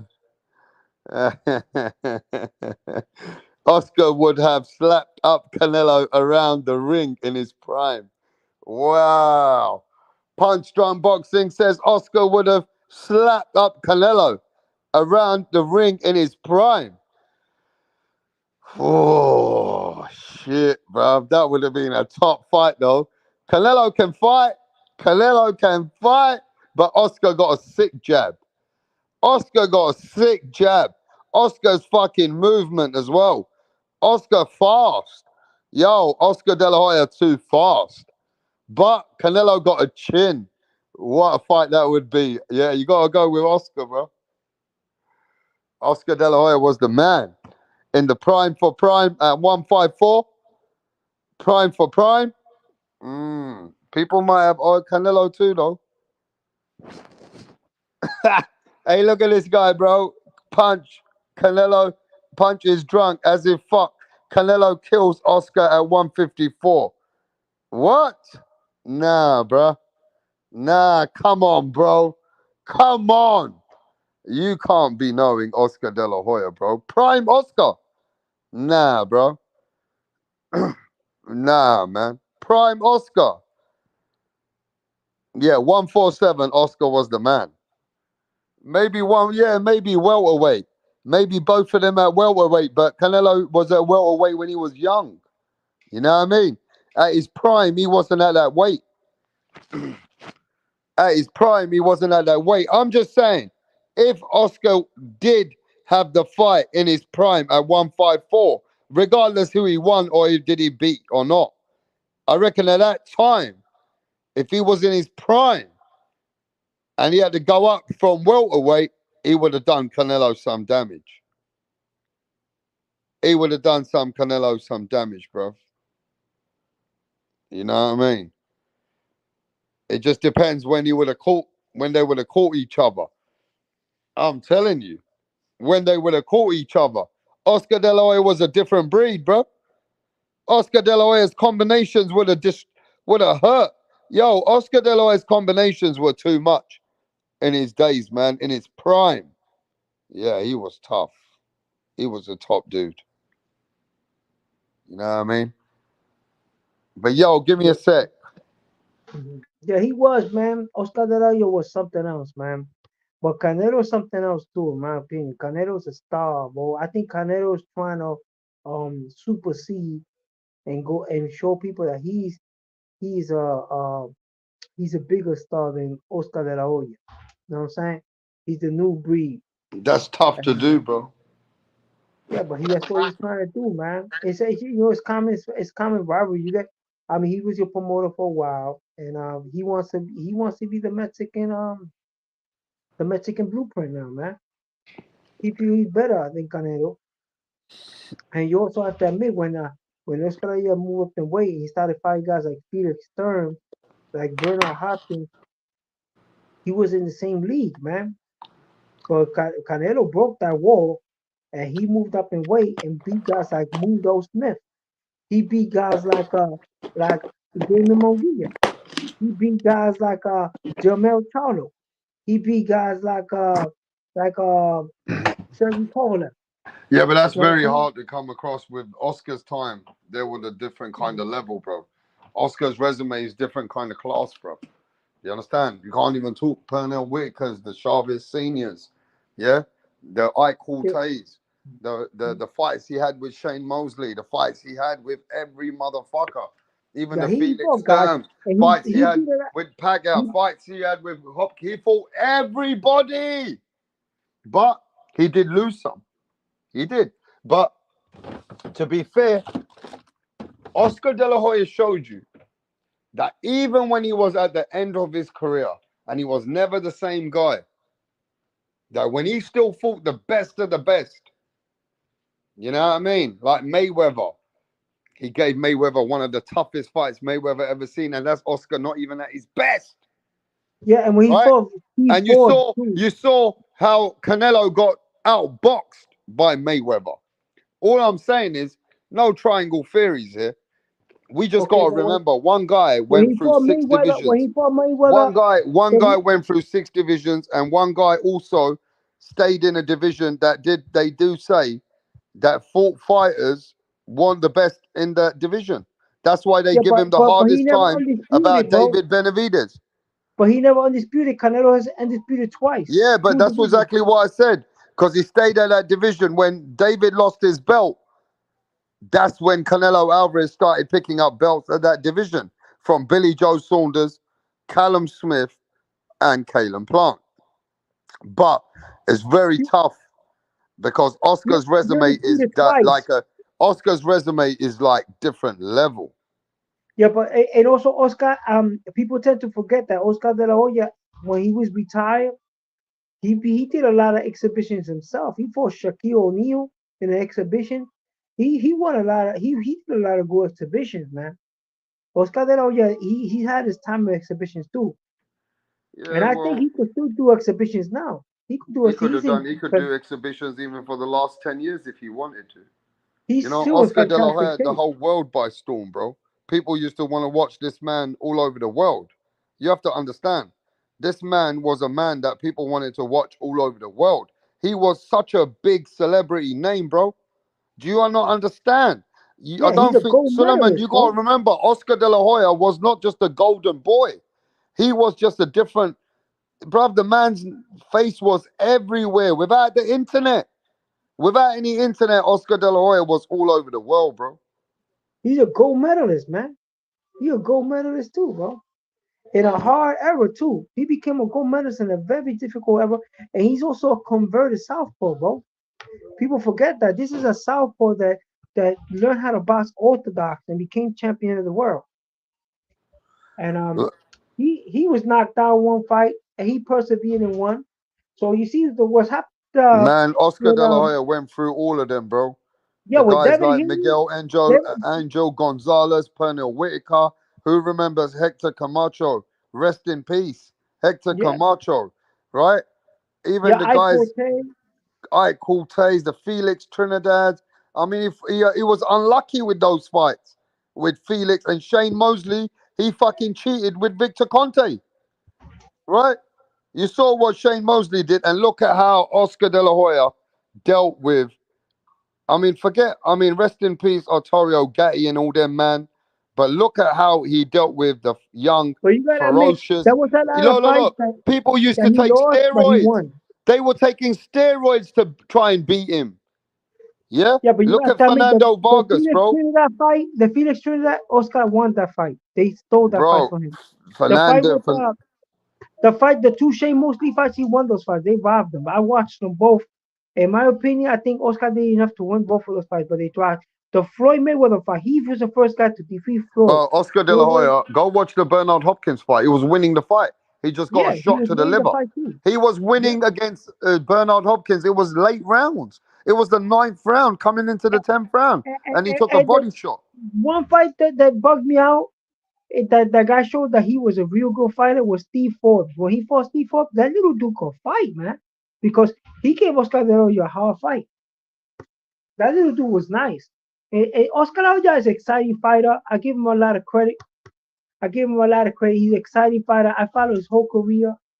Mm. Um, I think right now Oscar De La Hoya should just promote He got his legacy. Let this young man get his legacy too. You know what I'm saying? And that's why I don't think the David Benavidez fight is not gonna come right away. I think David Benavidez has to learn from Oscar. He has to become he has to make himself more marketable. And another thing is uh this guy here, how you call David Benavidez has to learn how to be more marketable, man. He has to sell himself to the people more. You know what I'm saying? You want this fight with Canelo, make yourself more marketable. Sell this Yeah, he fight can do more. as much as he can, bro. He's already gone everywhere. Even Turkey Al Sheikh has said that Canelo ain't gonna face you, man. Everybody, no matter how much money you throw at Canelo, Canelo got something else that he needs to do when it comes to David. But look, at the end of the day, ultimately, right? I feel like Hawker Mustang says, when Oscar De La Hoya was in his prime, he would beat all those guys. Well, let me ask you this: Oscar in his prime, yeah, Oscar in his prime versus Terence Bud Crawford. Watch this: Oscar in his prime versus Bud Crawford can beat the fuck out of Bud.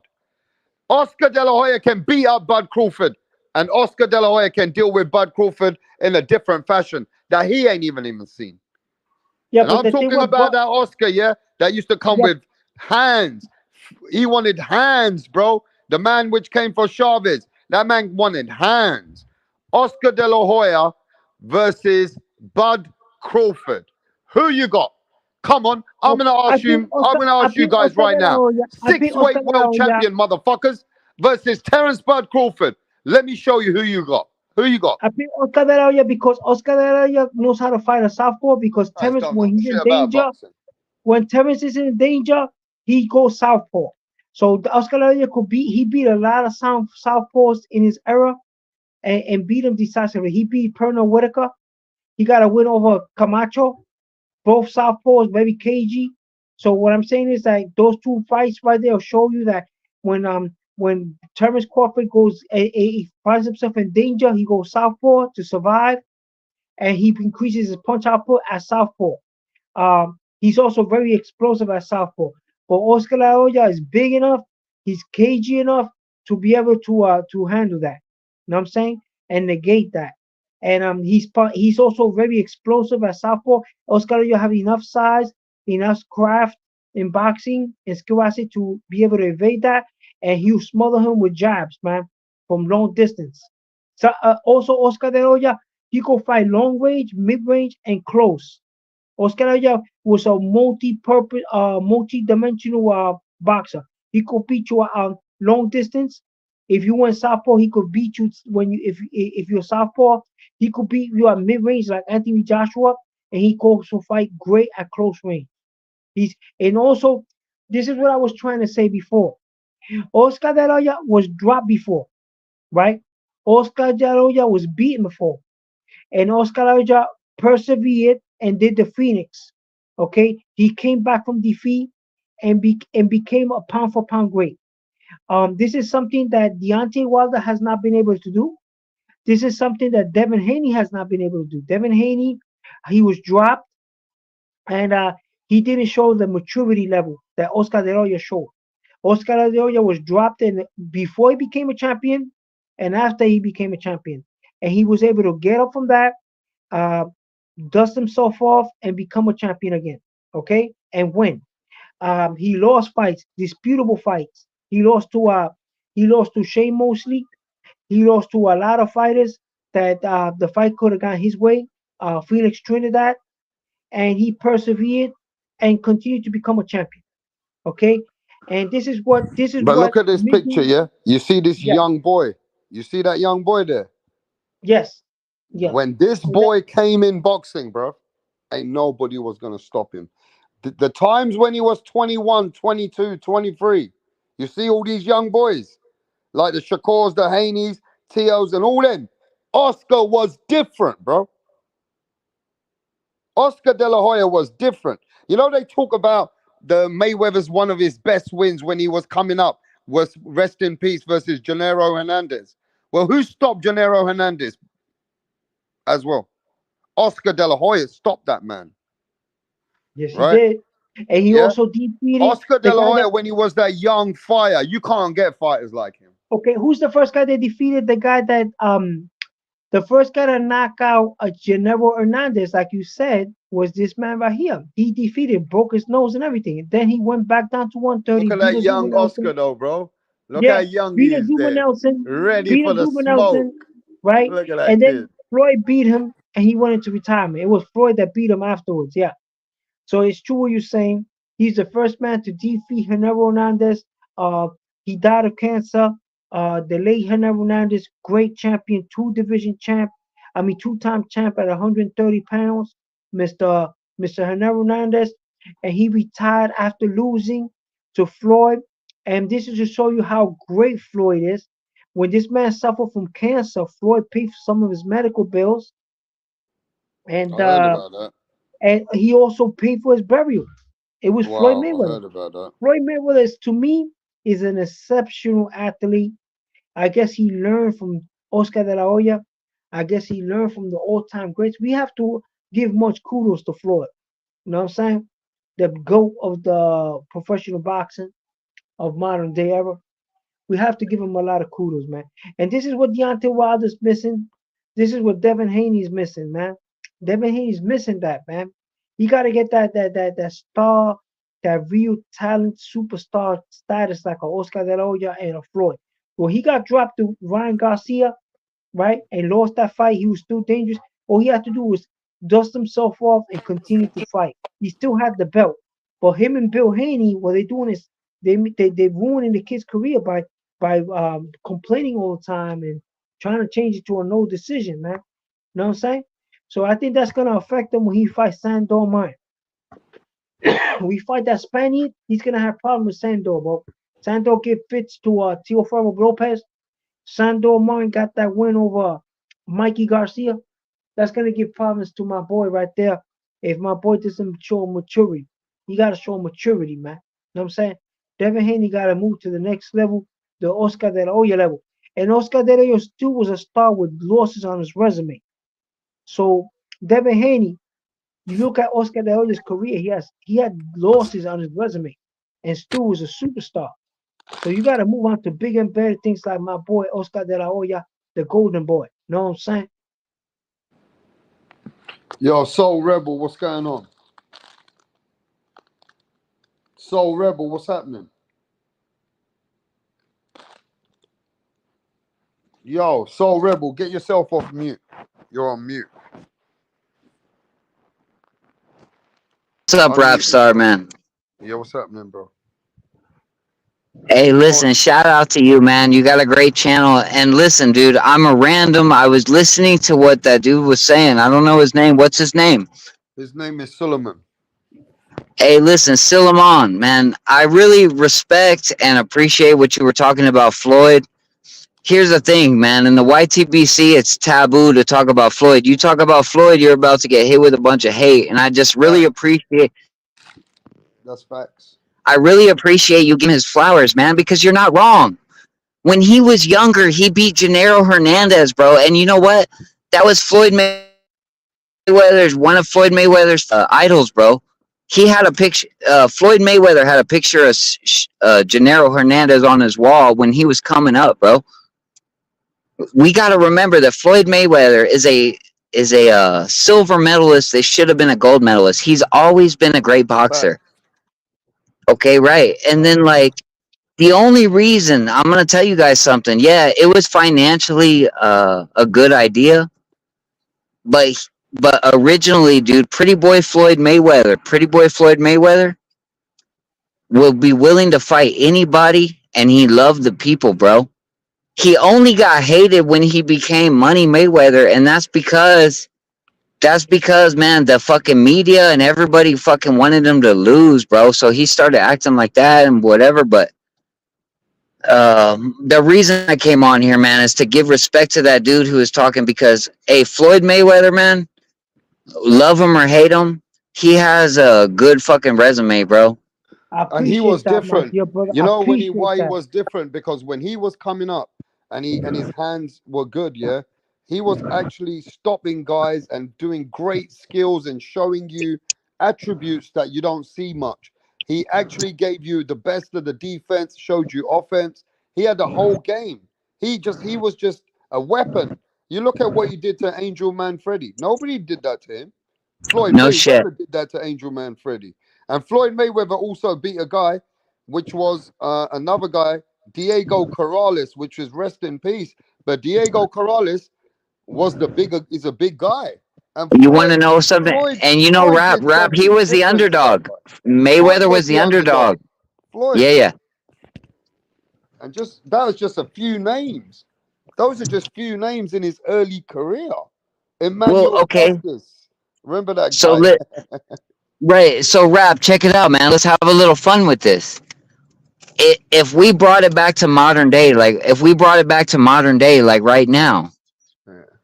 if we put a great fighter and he's an underdog and he knocks that motherfucker down 5 times. Floyd knocked down and embarrassed Diego Corrales. He knocked him down 5 times in the fight Yeah, as an Diego was underdog, one of bro. my favorite Beat him fighters. in People 3 forget rounds, about bro. that. What if our young champions today had a performance like that? Yep. People don't give a yeah. Like Devin Haney hasn't matured to that level, man. And Devin Haney hasn't done a performance like that. And when he beat Angel Manfredi, he made Angel Manfredi sit on the third row, bro. And Angel Manfredi was coming off a win of Arturo Gatti. He beat Arturo Gatti on cuts. Know what I'm saying? Yeah. So he was Yeah, supposed to yeah. be I the remember. bully, I've bro. seen that. Know what I'm saying? So Hey, that put it this so way. I'll give you an example. Was Angel Manfredi better than Jojo Diaz? I mean, it's different. I think. Yeah. He was. Because Yeah, he Angel was. he was, Manfredi bro. He was was proven He riding on a fighter. high was. horse, Yeah, he bro. was. If you see the fight with him and And look at what he did to Arturo Gatti fighters was like that. hitting him with some crazy body shots. I remember the fight.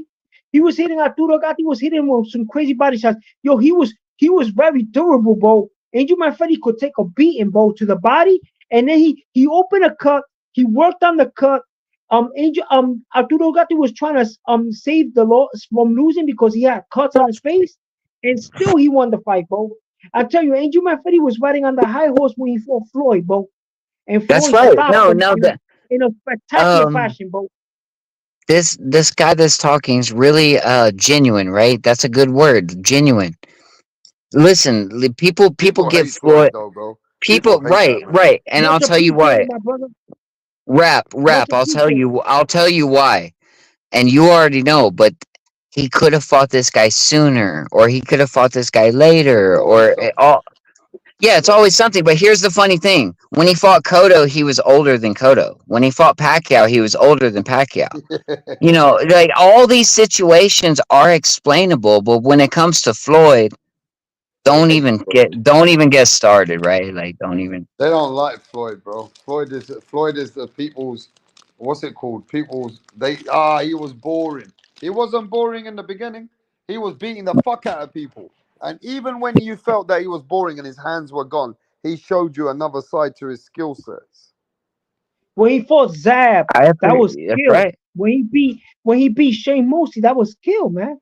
He fought dudes that he showed maturity in the ring, bro. When he Well, beat check Canelo it Alvarez. out,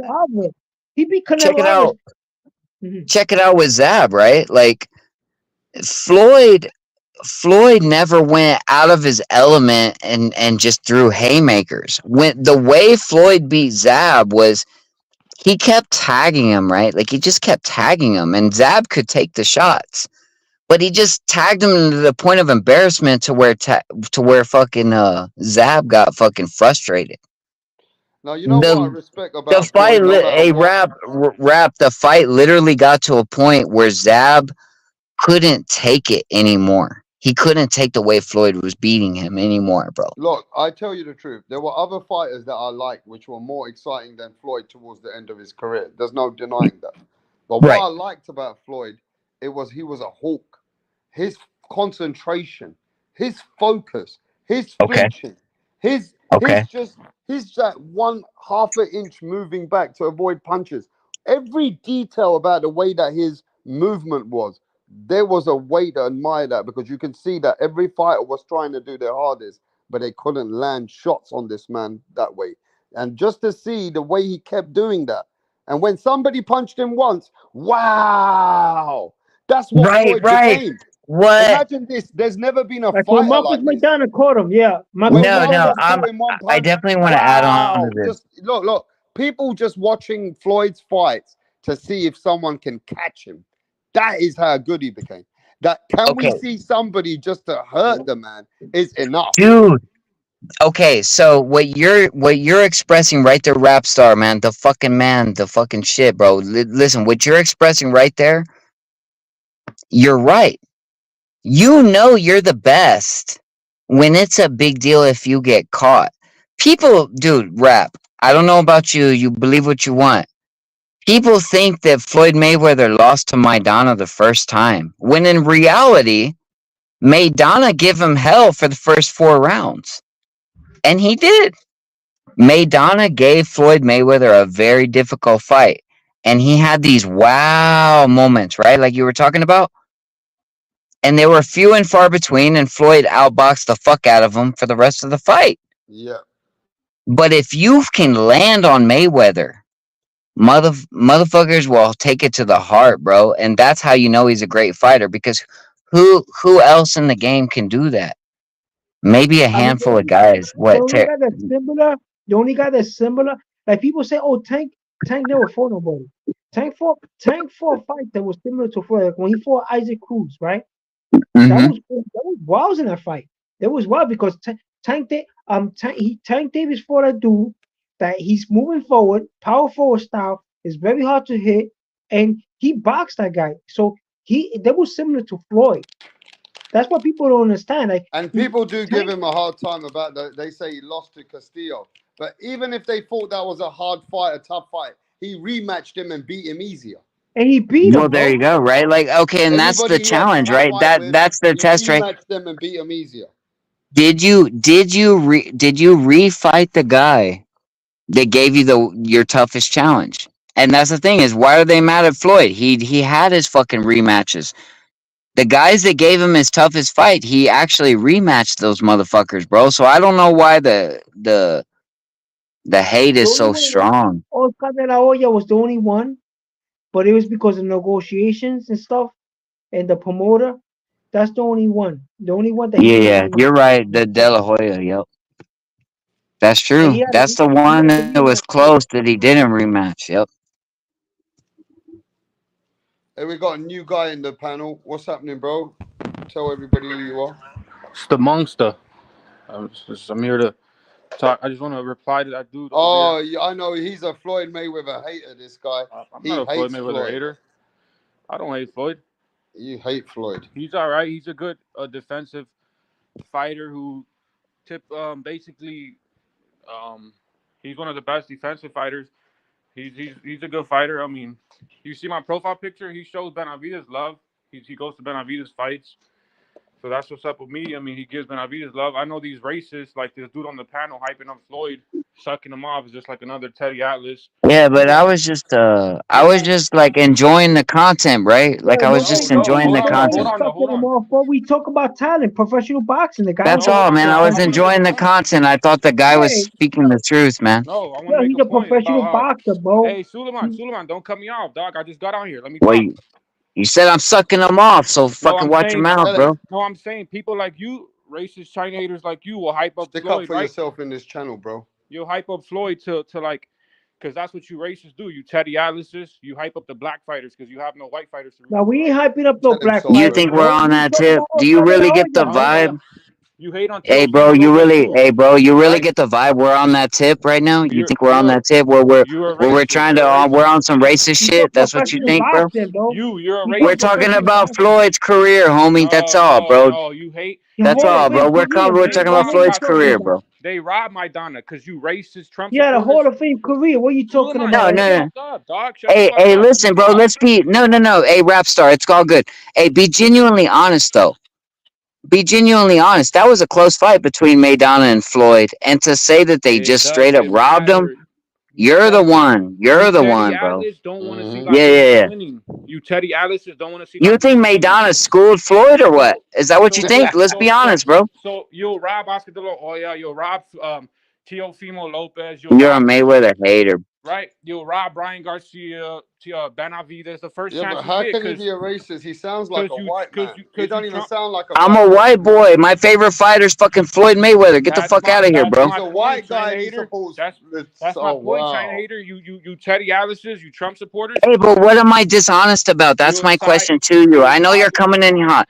Listen, bro. Listen, bro. Listen, bro. Listen, bro. You're coming in hot, and I understand that. Listen, bro. How many white champions are there in America? Like Lee Selby, bro, used to idolize Floyd, bro. Remember Lee Selby? Do you even hear the conversation before you hopped on the panel? You're hopping on the panel You're weak. out of pocket, bro. You're weak.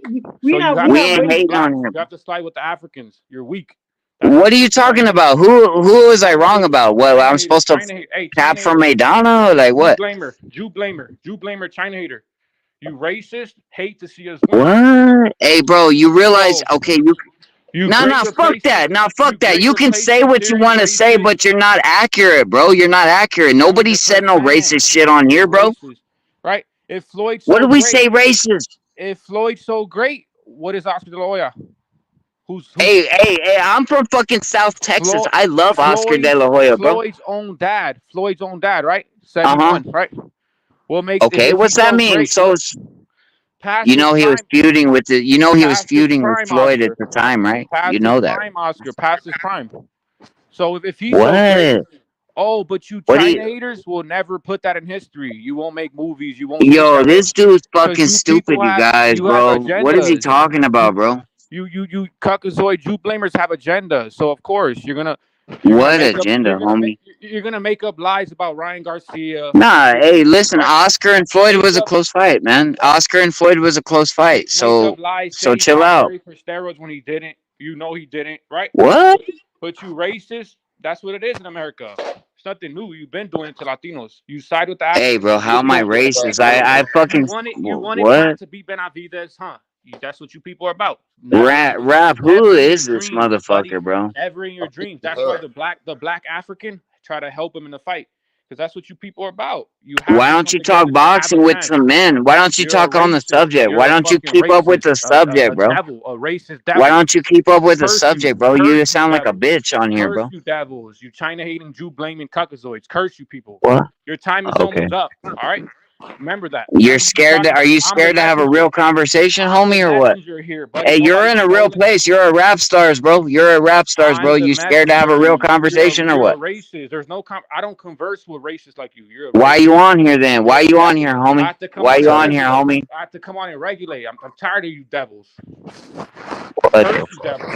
I'll let you talk though. That nonsense you're talking. Go ahead. I'm gonna stay quiet. Yeah. I don't know what I said. It was so racist and devil, bro. You're over here talking some other shit.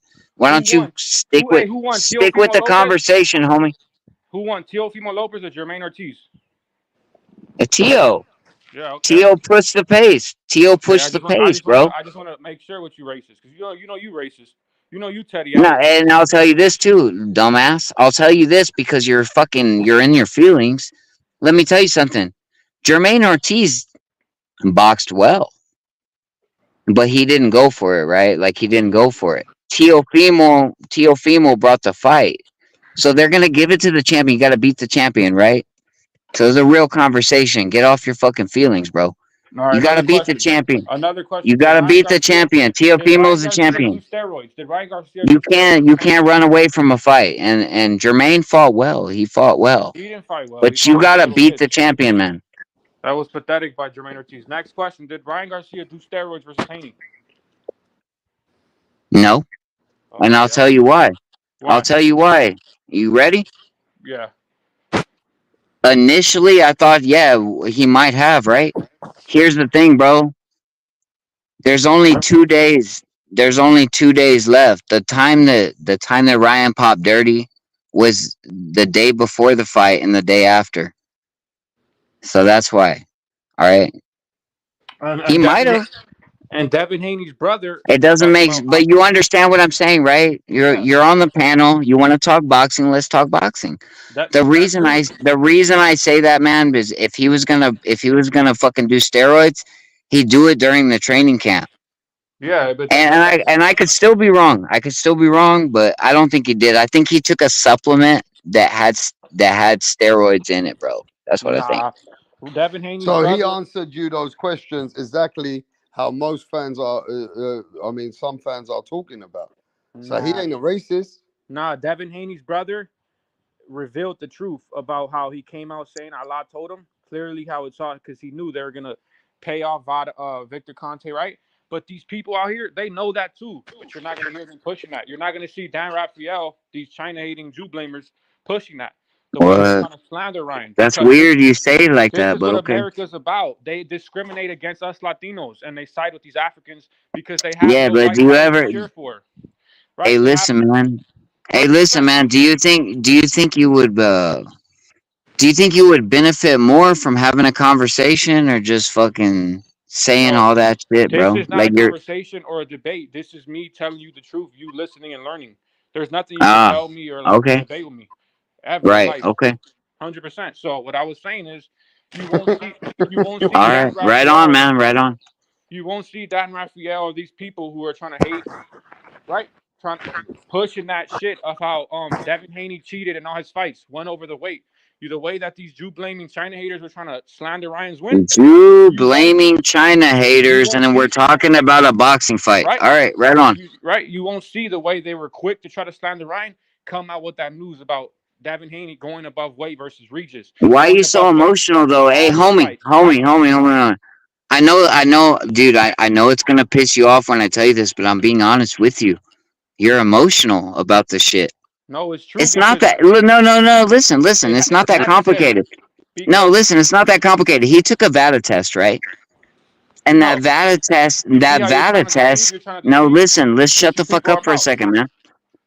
I don't want to hear all your fucking. Oh, it's the Jews' fault, and it's the You know what I'm fucking. saying? That's How they're weird. trying to That's slander weird, bro. Ryan's win, but all this information comes out. They're not pushing that the Hey, but same shit way happens. because Shit it's happens. clear Look, what the Ryan. agenda is about. It's Ryan could clear have why they beat. robbed Ryan beat his De La ass fair Hoya. and square. Why they robbed it's clear why they robbed De La Hoya, right?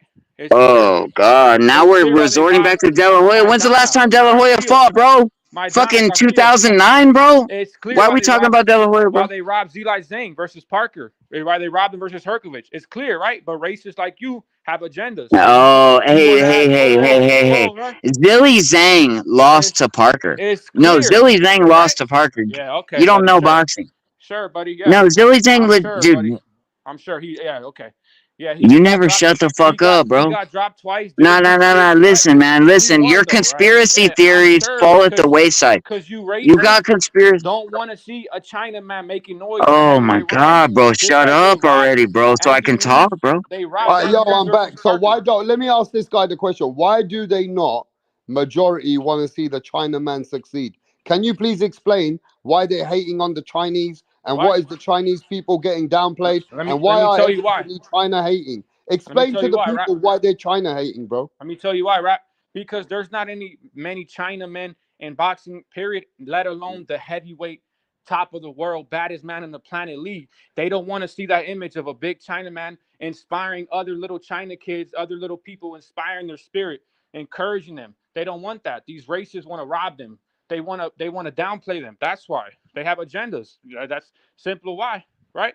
Everything in the land of propaganda, the U.S. of corporations, it's propaganda. It's political. I That's mean, why I you. saw Chinese, I didn't see that like that. I saw Chinese people getting hated on or when the COVID happened.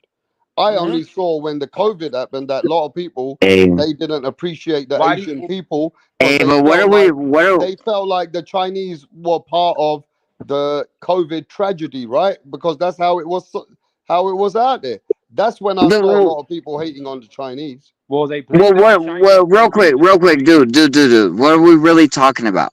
This conspiracy theory against the Chinese, or the fact that Zilly Zhang was beating fucking Parker's ass in the first half of the fight, It, and then Parker took over the second half of the it's fight. not a conspiracy theory. Zane No, beat yeah, it is. This is dropped him China, twice, like, yeah, had it's a him racist running. fucking deal, bro. It's not a conspiracy. It's facts. Racists like you want to try to lie. No. Relax, bro. Just fucking relax, bro. I can't Seriously. handle your statements, bro. Speaking of the So, China, so, so they think they picked fucking Parker because they're anti-Chinese. Am I getting that fucking right? Because I watched the fight, bro.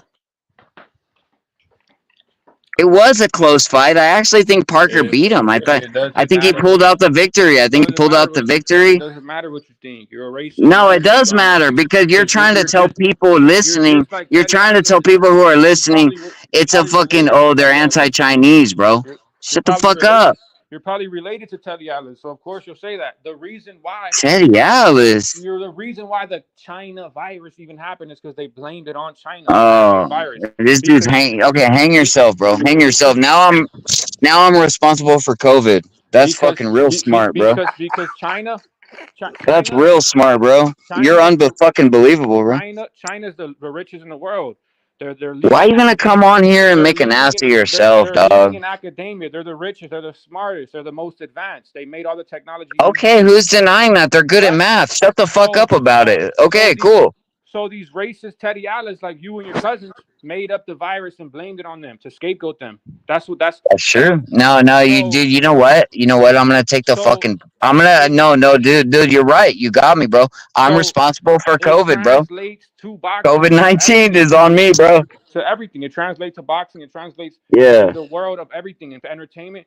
It doesn't end Right. though just on some. Okay, No, okay. So Let's talk about boxing again, man. Forget this All about right, the dude's let's a get back sport. to fucking boxing. bitch, Yeah, bro. let's go Eli back. Zane Telling beats you, bro. Parker and her. He messed up the show. That's Yo, boxing. rap star, get He him out fucked of up here, the man. show, bro. Yo, rap star, get this cornball out of here, man. He's trying to drive us crazy over here, man. All right, go back to boxing, guys. He's in the back. He's in the background. Yeah, man, serious, man. We was talking about the greatness about Floyd, bro. And this dude came over here, started calling, saying we racist. At no time did we say any racist things. We was being very articulate about Yeah, the sometimes young this man. guy he's very very passionate about Chinese, the China man. He's just so passionate that he goes around channels saying that a lot of people are China haters. But the truth is, The, Zhang got such great opportunities. He got the best one, some of the best opportunities. Even after he's lost with Parker, he got a multi-million. He got a big fight with Turkey Al Sheikh, put him in for Wilder. yeah, and So so how is that racist? now I How don't is know he what he racist? suffered because he look. You got to remember, some people are personal here. He has a Chinese ethnic background somewhere. His girlfriend's probably Chinese, right?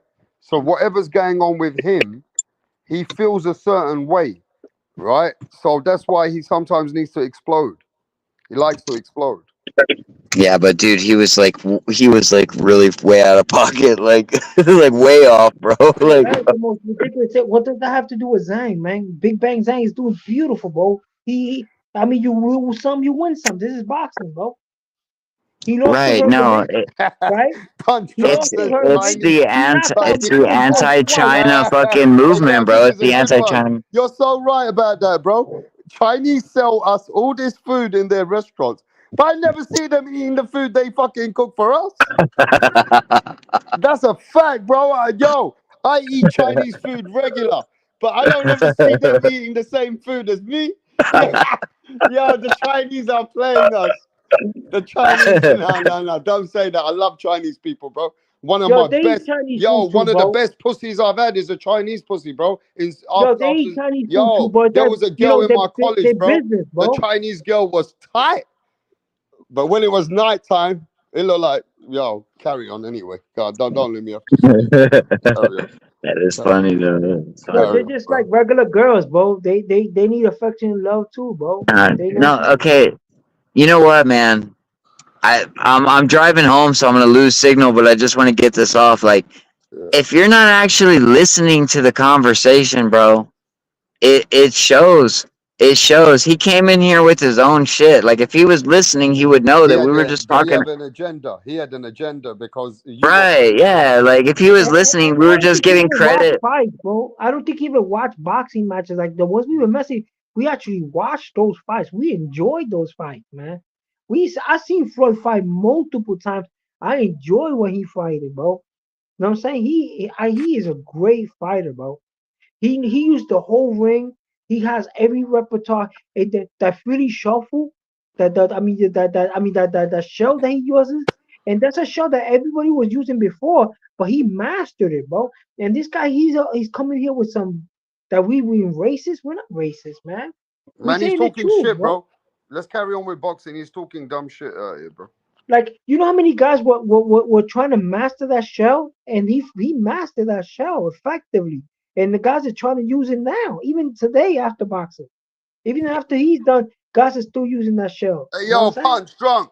I don't want to eat what the Chinese people eat anyway. I don't even want to eat what they eat, bro. I'm happy they give us these commercial food. Lau mein, They chow eat like mein, us, stir bro. They fried eat like rice. us. Because look at what the Chinese people eat, bro. Chinese people can eat cat and dog. So don't tell me about eating what they eat. You know what I mean? I Yo, respect China the is big, culture. bro. Hey, yo, look, China they're is eating. big, Look, yo, bro. look. The China's a Chinese big people eat country. monkey. They eat monkey, and I respect it. Look, I respect what the Chinese culture is, but I can't eat certain food that they eat. It's the same as other cultures. I cannot eat what other cultures may be eating. You know what I'm saying? Yo, boss, you got It's some not just the Chinese that are Chinese, bro, vegetarians, but the bro. You Chinese got can Chinese that eat are different vegetarians. foods. Yo, but Punch wants to eat what the Chinese eat. So you're gonna Yo, have you to got eat some monkey Chinese that are brain, vegetarians, bro. cat, Hong Kong is dog. part of China. Taiwan is part of China. People are Look, this is ridiculous, a bro. Chinese meal. Look, look, look. Man eating raw monkey brain. This is straightforward as a food blog. So we can't eat like that, bro. And how about the white people that go there to that restaurant and buy the monkey brain? I can't How even about all eat those like I Europeans? can't even eat like the French. You see the Yo, a French lot of people. Europeans eat that Yo, shit. the How about the French Mexicans that fucking eat have you roaches, seen what bro? the French eat? The French eat frogs. Yo, Punch Drunk. Yo, I mean a rap I star. You can't know eat that this shit, bro. that Mexicans eat roaches? They eat roaches, bro. They eat cucarachas, bro. Chapulines. They call them chapulines. Wow. I don't hear him talking about Mexicans eating chapulines, right? So why the hell are you talking about the Chinese people? Leave the Chinese people alone, bro. They're our peoples, man.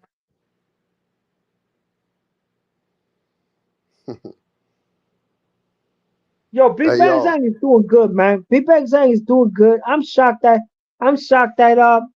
he's doing so well, bro. He's doing very good, bro. He's up there in age, bro. Know what I'm saying? He's 41 something, you know? He's doing very well for that age. And he got a good amateur career, bro. A good amateur career. He took it to the pro level. He got a lot of good wins. You know what I'm saying?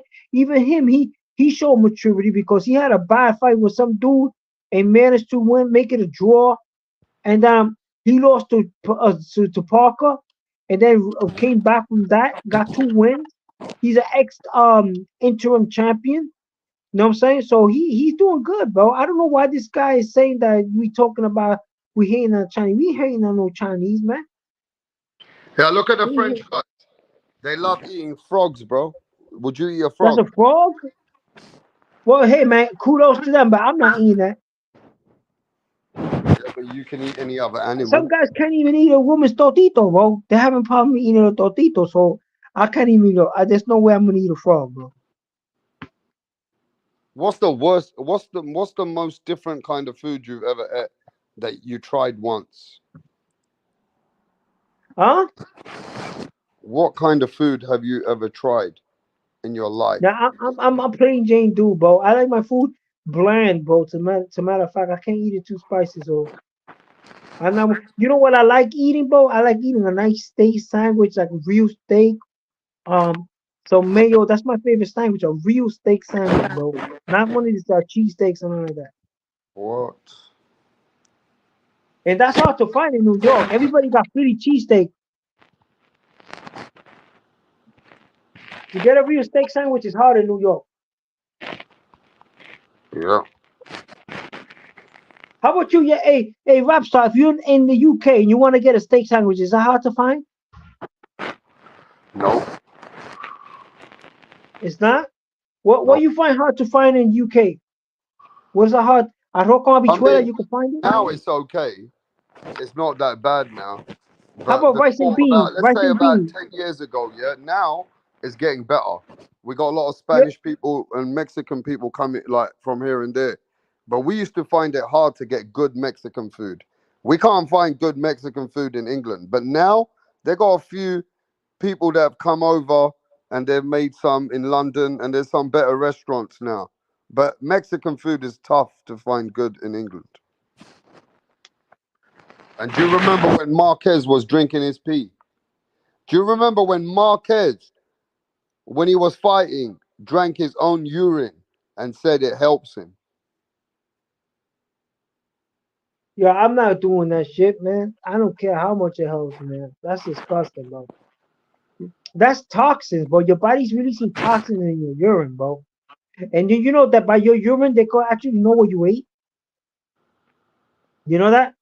Yeah, look, A Marquez dog, was the man though. He used to drink his own piss. no, but do you know a dog knows what you ate by your urine?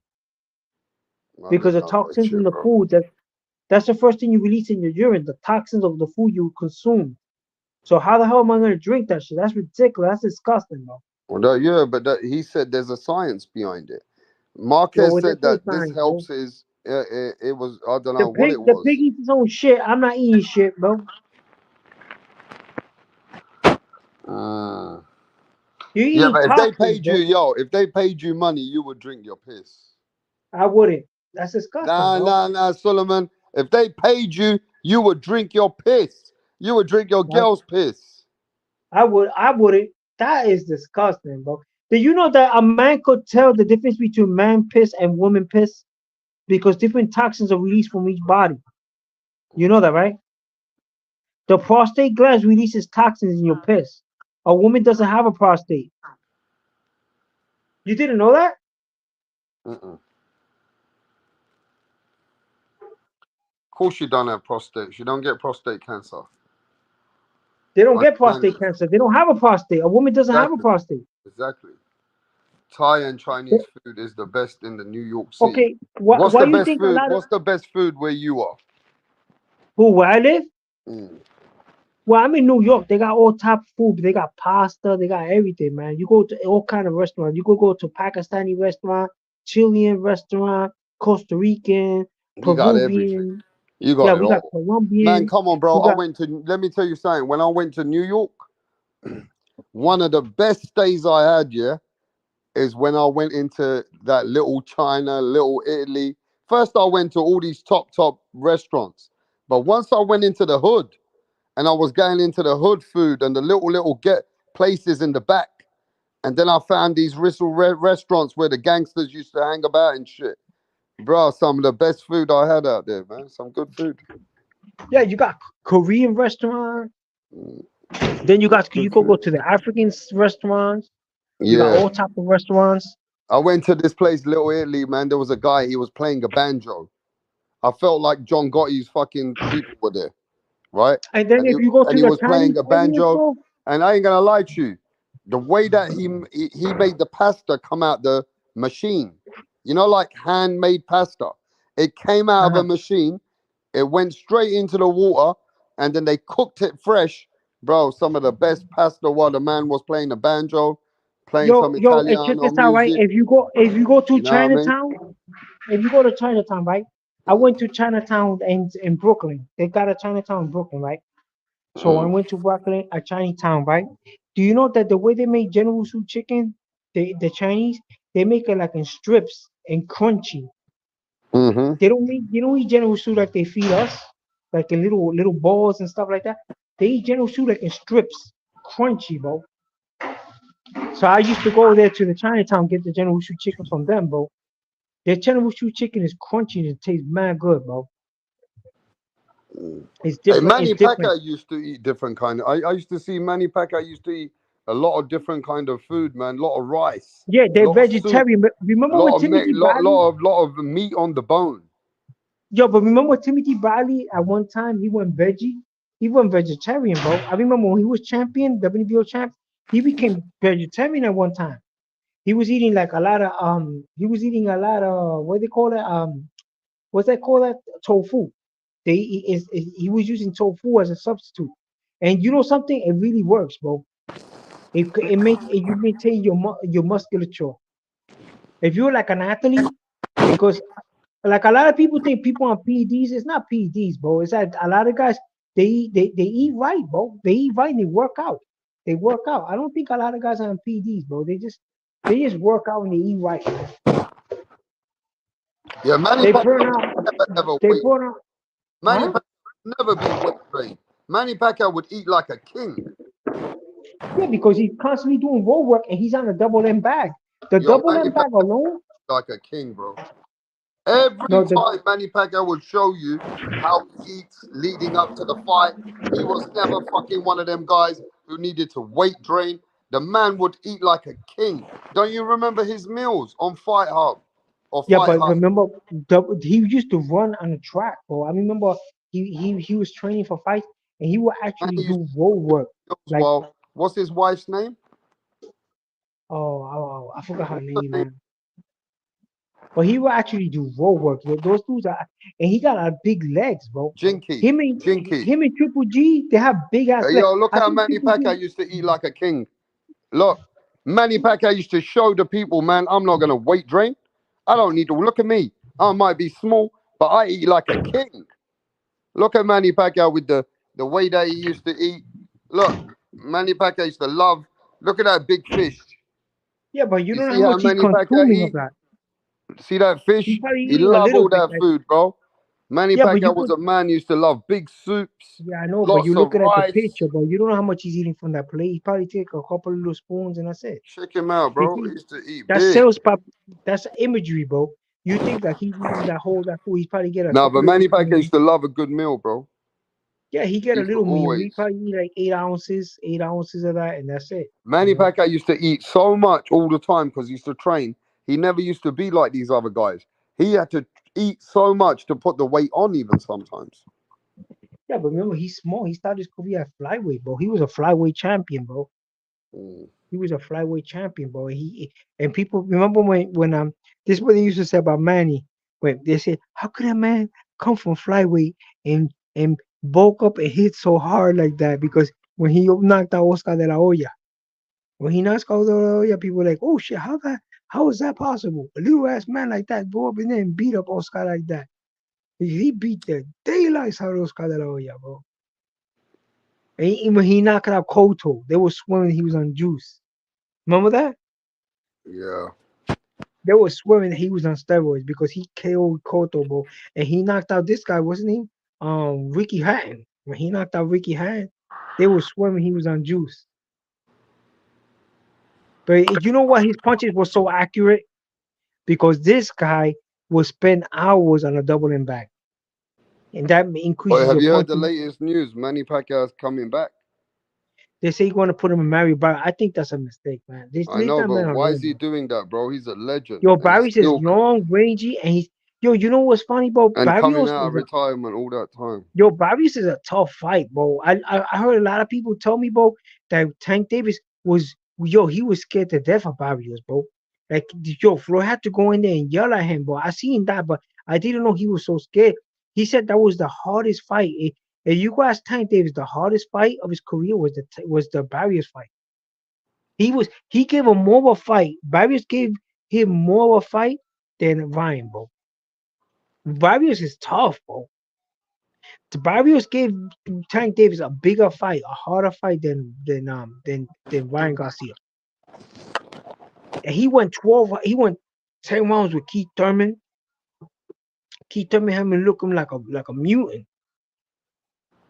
Then and also you notice something, right? That Barrios punch resistance is fading, bro. Because in his last fight, he won the fight, but the guy was kicking his ass, bro. His fight was swelling up. You seen that fight? The last fight? I don't know. You didn't Carl's see going it? to tell you about the fight in a minute, but I want to put some respect, not just on Manny Pacquiao, yeah? Throughout his fix and fins, throughout Manny Pacquiao's affairs, Manny Pacquiao going nuts. It's probably not easy being around Manny Pacquiao, right? Manny Pacquiao's all ups and downs. Don't forget, you got to put some respect on Jinky. Jinky is a lady that's stuck by Manny Pacquiao from day one. Jinky, she didn't care what the people thought, even if Manny had an affair or whatever. But Jinky Pacquiao, she was a real one, bro. Jinky Pacquiao is a real one.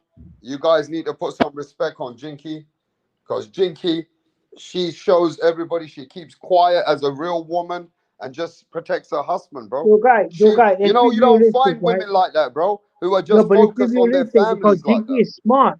Yeah? Jinky is smart. Put some respect on Jinky. Yeah, because Jinky is smart because Jinky, she She's was a married to, racist.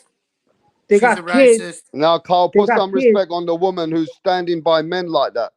Yeah. nah, Yo, she's she a ain't a good racist, fucking bro.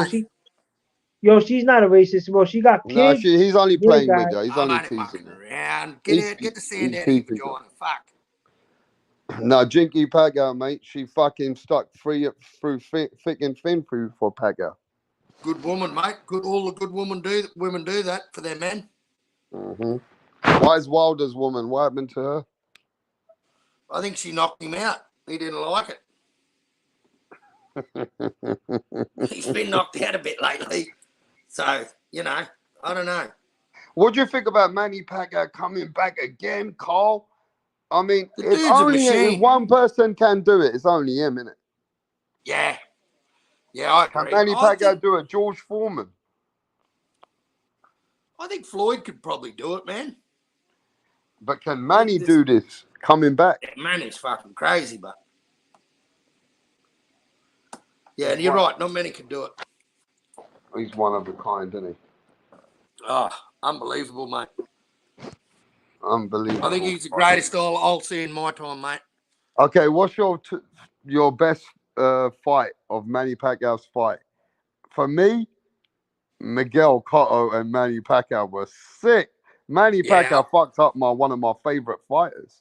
Yeah, I've got to say, Cotto, man, that was pretty I don't know. special. Everybody's got a different fight, probably. I mean, he made Oscar quit.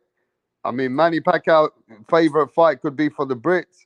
Maybe it's not. It's how he knocked out Ricky Hatton, bro. He nearly killed that man. Yeah. How good would a fight have been with Manny and Costa Zoo? Oh, wow. That would have been great. That would have been something. I don't think we'll see another champion like him, mate, in my time that moves. I think in a way, possibly. But I don't think he'll move up much more, mate. I think he might go to 126, possibly 130, and he's I like what he did to Margarito, too. The way he beat up Margarito. Yeah. Yep. And Margarito was talking all that shit about Freddie Roach, too.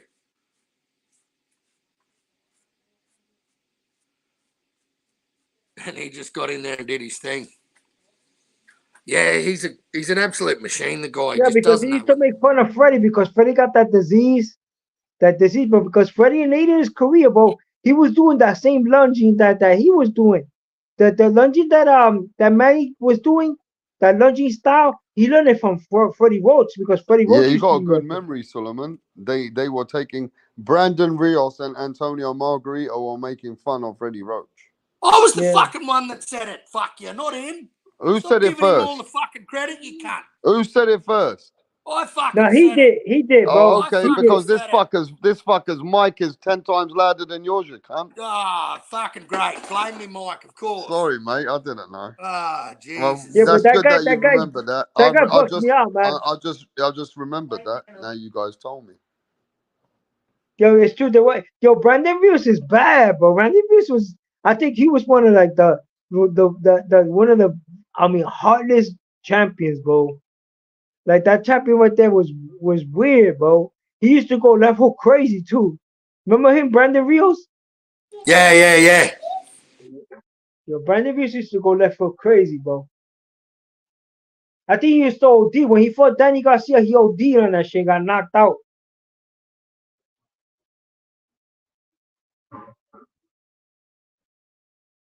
So, Carl, what are you looking forward to for the weekend, mate? Carl, you cunt. Can't hear him now. Carl?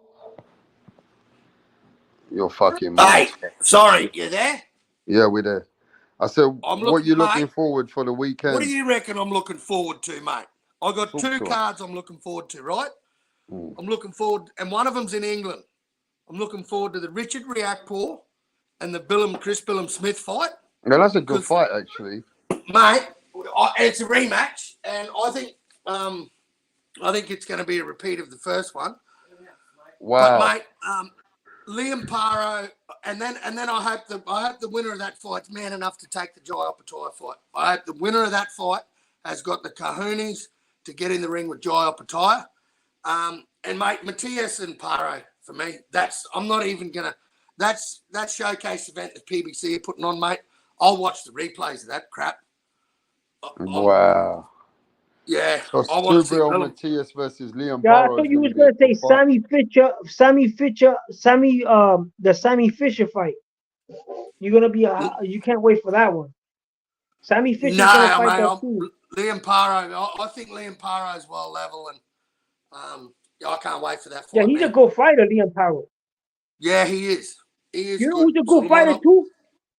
That Claggett guy. That Claggett guy is a pretty good fighter, man. Steve Claggett. Yeah, Claggett, the one's gonna fight your farmer. That's a good fighter. People sleeping on him, bro. He's a real good fighter, man. He's been beaten and stopped before, Solomon. You know, like I don't know. It could. Hey, who knows? I mean, Tio did cherry pick Cambosis, and we all know how that played out for him. But I guess it's on the day man who turns up to fight and is on their best game. I think Liam Paro, mate. This dude, I've watched this dude fight from, for a few years now. He's from 4 hours from my hometown, and I'm pretty big on Paro, mate. I think he's pretty special, and he's done over 100 rounds of sparring with Devin and Shakur. And I'm not saying those guys are the best in the world, but those guys know how to box and know how to move. So you got to know how to start defending yourself against some good opposition. And mate, Liam's been chomping at the bit for this, to be on the world level and fight for a title. And I think I know for a fact that if Matias is overlooking Liam, man, it's at his own discretion, because I think Liam comes in and he's going to be on his A game, fellas. And if you're looking for an upset, I think it's the closest of the upsets that can happen all weekend. I think Liam's ready for that world stage, man, to jump on that scene at 140 and start mixing it up. There's a lot of noise with Subriel Matias right now, though. They feel like Subriel Matias is the man. And, I mean, Liam Paro's a really good fight. So that goes to show you that Subriel Matias is in a good fight, bro. Because Liam Paro just showed he's not unbeaten for no reason. No, man, and he's got some pop too. Liam's got some pop. I'm not sure if he can knock out Matias. I think Matias has got a granite chin, and I saw what Ergashev did to him for 3 rounds, and didn't really have an impact on him. But I just think that he just hasn't faced a boxer mover like Liam, man. Liam gets hit. Liam's problem is Liam does get hit. He does get counted, but he can move, man. He doesn't hang in the pocket. Like, he's not going to be a dummy and just sit in the pocket and just let Matias unload on him. If you think he's that type of fighter, you got the wrong dude. He's going to box and move, and yeah, it's going to be a good fight, man. It's going to be a good fight. I mean, logic says Matias wins, but I think this is Matias's best opponent and Liam Paro's best opponent, man. So, good fight. Good fight. But we're going to have to see how they win or how they lose. Exactly. It's not about winning and losing. Liam Paro might be the guy to take him to the distance, and it could be a good fight. Well, I'll tell you, Liam will go out on his shield, mate. Liam will get knocked out before any corner will throw a towel. That's not the type of dude Liam is. Liam's an absolute warrior. And, he's excited, man, and he's prepared. I hope Matias is prepared and not looking past him. Because if he is, it's, I think he's going to get beaten, mate. And Paro's paying $10.50 for the unanimous decision, man. Yeah, fire. Say hello. Is that your little daughter? Hello. How are you? Say good, thanks. That's your little daughter, yeah? That's my little bub, mate. Yeah, my little 2-year-old. Oh, man, she sounds so cute. That's funny. Oh, that's funny, mate. No, man, this is going to be a great fight. And the sad thing is, bro, the rest of the card is, I would not have a clue who anyone is on the rest of that card, man. I've never heard of them. They've got bits and pieces of other names I've heard, but yeah, it's a bit of a bits of card, that one. So that one I'll just be watching. Liam. It's true, we got a really good weekend of boxing if we look at the fights. Yeah, man. Look, and we just can't. If you look at BBC, I think Reactpor is probably the next best thing at cruiserweight, other than Jai. I really want to see Richard and Jai. about that fight too, but people are not too interested, right? Chris? Oh, well, if you follow the cruiserweight division like I do, mate, I like all fights in there, man. I just don't like it when they want to pick and choose who they fight.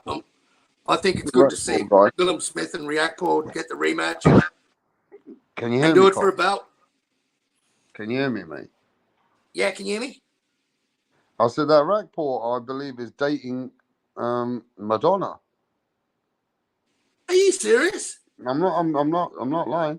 I saw him and her on some kind of a social media. She's dating him. Serious? Yeah, I can find you the picture if you want. Yeah. Oh, that's mad. Yeah, I think Richard Riakporhe's a good fighter, man. He's tough, strong, and he's got some pop. I think he beats Bill Smith.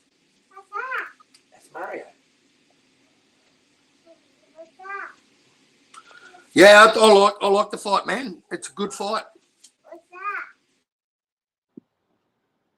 Give me a sec. I'm trying to find you a picture. Yeah. One thing I'll give, mate, England's got a few good cruiserweights, eh? Yeah. But listen to this, right? That Chris Smith has really improved now as a fighter, bro. From their last fight, he has improved. Now, the thing is, this is the guy who beat him last time. And Chris Smith beat fucking Lawrence Okoli, mate. That's why triangle theories don't work, bro. I know. You know? But he has, I mean, it's been quite a long time. You're talking in 2019, he lost to Richard. And both of them were just coming up, and they both had about 10 fights. Yeah, and they've both gotten better, mate. They've both gotten better. So I think Riakporhe's got the. I just like his style, mate. I like how he fights. I think anyone don't sleep on this fight. This is going to be a fucking banger of a fight. This will be an absolute cracker of a fight. Because that Richard is fucking still unbeaten, bro. He is, man, and he knocks some dudes out. You know that he has knocked out his last 5 opponents. He's knocked them out. Yeah, but he did. You know, I don't like his promoter, boxer. What's his name? Who? Ben Shalom. Yeah. I'm not a fan of him, mate, because they put Richard Riakporhe and Opataya were supposed to fight middle of last year. And it was 4 hours for the purse bid, and Boxer pulled out of them. They said they were going down a different route. They didn't want the IBF. Yeah, but they're doing that with all their fighters. That's why Eddie owns close to them. Yeah, of course. I've got the receipts, mate, of him ducking. Mate, Eddie's a big Opataya fan. But Eddie sort of promotes him. But yeah, I think it's a good fight rap. I'm more interested in that fight and then Paro Matias than anything on that any shit the PBC's spewing out this weekend. Yeah, but none of the YouTube look YouTube don't even fucking know about this fight. Nobody said nothing in the chat about this fight. That's why I said it. A lot of people just talking about Tank. Fuck Tank. This is typical Tank shit, mate. Like, people are fuckheads. So all of a sudden, they're going to start talking up Frank Martin. Like, what's his best win? Michelle Rivera, whatever the fuck his name is? Is that his best win? Because that dude's not that fucking good either. So don't tell me Frank Martin's a top 3 in the 135-pound division just because you're going to try and justify the fight with Tank. It's a fucking cherry pick, mate. It's a prospect. Tank's a prospect killer. He has been since he beat Petraza. I've been saying this. I love Tank, man. I just wish he'd fight someone with a pulse. I really wish he'd fight someone with a pulse and that's not fucking drained and restricted. You know, I want to see everyone fight at their best, mate. Like, fuck me. Come on. It's boxing. Well, let me tell you something why people are not too interested in cruiserweight. Cruiserweight has always been a weight class that boxing fans have never really got behind in a weight because it's just under the heavyweight and it's over the super light heavyweight. The problem is cruiserweight has always been looked upon, overlooked. You only had a Yep. certain few handful stars that have come Yep. out of cruiserweight. Yeah. It's not a favorite weight class for the fans. But some of the best, like, you know, Holyfield, Usyk, I mean, those two names there are pretty special. So I think, and you know, Jai Opetaia, I think, is the best Australian boxer we got, mate. So of course I'm going to follow David the Haye. cruiserweight division. Sorry, David Haye was a good cruiserweight. David Haye, good cruiserweight, bloody oath. Yeah. Yeah, so I guess, you know, to certain people it's a red-headed stepchild division, but to me, mate, because, you know, I follow it because of Joy, I think it's a great division. And one thing I'd hate is just like guys like Lawrence Okoli and this pair, they've tried their hardest not to make this Opetaia fight, but I think now there's nowhere to run. It's whoever wins this gets the belt, and then I'm pretty sure it's Opetaia next, man. And I think the turkey will get involved.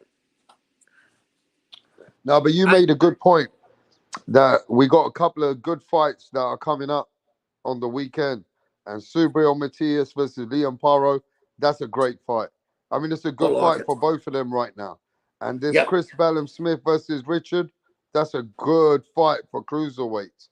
And obviously we got the Tank Davis card, but we do have other cards on the same night as Tank Davis versus Frank Martin. Yep. So we do have other fights going on, bro. I'm pretty excited. Yeah. I'm pretty excited about this fight, Matias versus Paro. I'm hoping Paro will definitely give Matias a good run for his money. I want to see Matias in under pressure. I want to see fighters to see if they can push him, and you know, or you know, even outbox him or outskill him. That's what he's got to do, mate. That's what he's got to do. And Rapid's paying $10.50 for the UD for Paro. Like, I know it's against everything's against him. It's in his hometown, and it's the homecoming for Subriel, you know. So, but mate, I don't know. I think it's I still think it's a 50-50 fight. I mean, you got to favour Matias at this point, but only because Matias is the A side, everything's coming to him. And, you know, they got a lot of money on him. Matchroom just signed him. And, hey, that's why the boxing's amazing sport, because you want to see maybe an upset come up. And if an upset comes, then it becomes the other guy's fucking territory. Yeah, and, you know, I might be wrong, man. I might be totally way off, but I just think Liam Paro's that guy, man. I think he's well level. I think he's real smart sharpshooter, man. And his only downfall is he gets. But we're gonna have to see if he can take Subriel Matias's punches, because that seems like the big X factor right now. You can beat him, you can outbox him, you can be out punching him, but can you take his punches? Because that's the aura he's got around him, and that's what he is at the moment. He's the guy who can punch. Yeah, I get it. I get it. He's like a Juanma Lopez, like Juan Manuel Lopez. He's more comparable to him. Like when Juan Manuel Lopez was in his prime, that's how the Subriel Matias is. He's the type of dude that he could take punishment and dish out a lot of punishment too. Like he's very durable. He's like a durable type of guy. He's like you ever saw the shows The Boys? He's the Black Noor.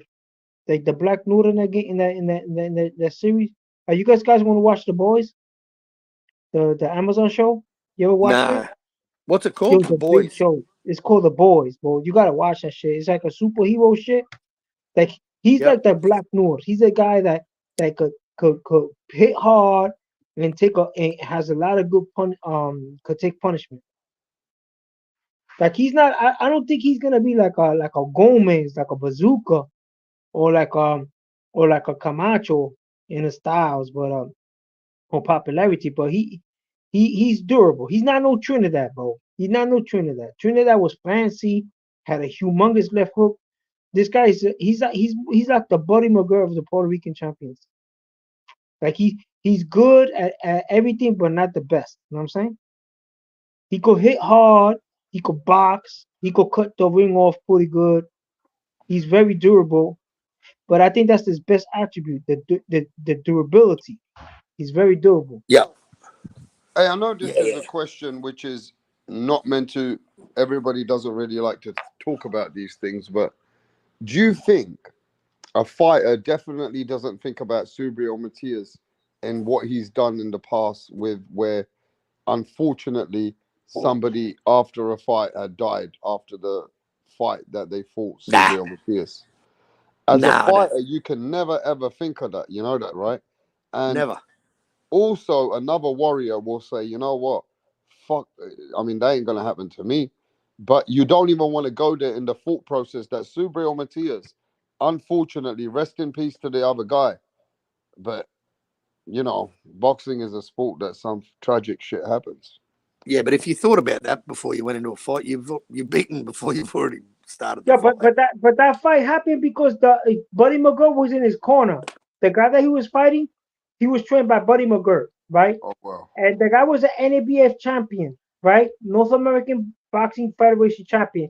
So he chose to fight this guy at that time. Subriel Matias, he was in the A side. The other guy was the A side, and he never won a regional belt. The only belt he ever won was the IBF. Subriel Matias never had a regional belt at all. He so the guy was had an NABF champion. The guy wanted to move to the next level, and when he's fighting Subriel, a guy from the Caribbean, from Puerto Rico, he stayed in the pocket too much.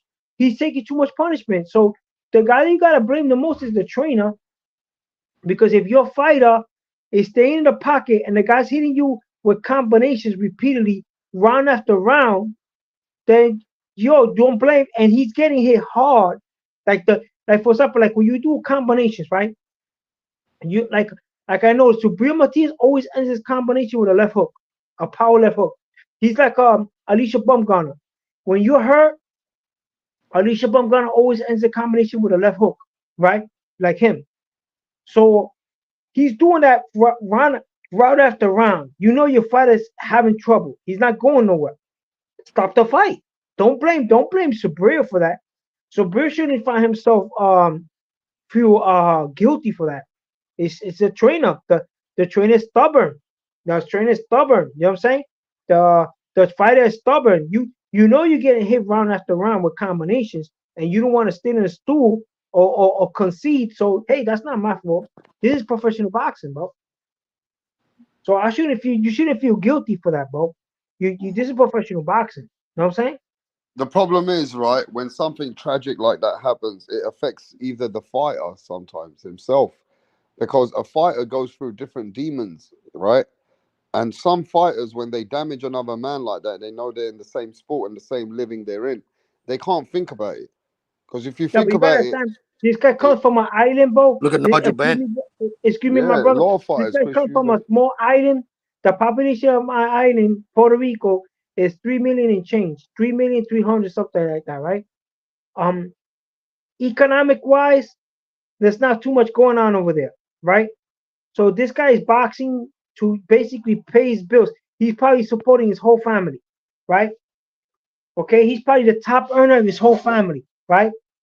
So you think I'm Of gonna go in the course. ring and I'm gonna Yeah. and I'm gonna be fighting a guy, and the guy decides to for whatever reason he's staying in the pocket too long, and I'm hitting him and I'm topping him off with my power shot and my combination at the end Left of my hook. combination, and your trainer's watching that, and I'm hitting him repeatedly round after round, and he don't want to stop the fight, and the fighter don't want to concede. So yo, man, that's his problem, bro. That's his medical problem. That's his problem, bro. He wants to go. He wants to go out at do 10 rounds, and I'm beating the daylights out of him, concussing him, and he's still there. Hey, man, this is professional boxing, bro. I'm not gonna feel guilty for that, bro. I'm not gonna feel guilty for that. This is professional boxing, bro. You know what I'm saying? Because if I was at the end of As a his fighter, you can't combination, feel guilty or you're finished. Was yeah, it if Chris I'm at the end Eubank of my or Nigel combination, Benn that had the body that made Almeida that paralysed him? you know what I'm They saying? both I did. gotta pay bills, bro. I gotta pay a Who was mortgage. it? I gotta pay a car note. I gotta put my kids through college. Yo, man, this is a way. This is my livelihood, bro. This at the end of the day, this is Yeah, what but it it is, doesn't bro. matter, Solomon. If you had put somebody, no, I appreciate that. that you can't take it upon yourself in any way. Of course you can't, because it's a sport, it's a living. And you're going in there for yourself, for your family, for your kids. If by accident another fighter gets through bleeding in the brain and he dies, that's not on you. I understand, that's not on you. But if you were fighting again another opponent, like Leon Paro's wife, girlfriend, mother, father, they be quietly thinking, praying for their son that their son don't get hurt like that, because it's already been done. It has happened where things happen, bro. So Okay, no matter what anybody let's look says, at but if this. you're close to the fighter, or you're close to a fighter who's going in with a fighter, But that's the risk you you're take. gonna be That's the risk you thinking, take. Rapside, that's the risk you take. There was a guy that fought. I mean, back in the day, he fought Carl Groves. Remember Carl Groves? And Carl Groves didn't have a world belt. Carl Groves fought him for the WBA international belt at 168. He fought a dude called Edward Gutek, some shit like that, why are you right? laughing? Oh, Yeah. So he retired that dude. He beat that dude. That dude went 10 rounds, bro. He went 10 rounds with Carl Grove, right? And Carl why are Grove you beat him to a laughing? pulp. Did you know that guy that had to remove half of his brain? He had a blood clot in his brain, hemorrhage, and he's right now. They gave him the settlement. After all those years, he got the settlement now. They approved the settlement and they're taking care of him now. You know what I'm saying? So there's Yeah, a that's guys that those are guys that decide to stay in the ring and do 10 rounds, and then they gotta go to the hospital. They gotta do a brain bleed. They gotta handle their hemorrhage. That's on them, bro. This boxing, man. Yeah, Cole. That, yeah. look, if you're a soldier, right, right, and you training, right, and you're a marine, right, and you master your weapon, right, you're there to put you're there you're a rifle by nature, a rifleman by nature. So if you're in the front lines and you're encountering the enemy and you got to put them down, what, you're gonna feel guilty because you put them down? No. So it's the same thing. Like that's his craft. His craft is boxing. So he's mastered his craft. He's hitting the guy with his best arsenal, and the guy decides to stay in the pocket and take that punishment. That's on him, bro. I'm not gonna feel guilty for that. That's professional boxing, bro. Yeah, Because nobody's if that, saying that Subriel should feel guilty. Nobody's saying that, bro.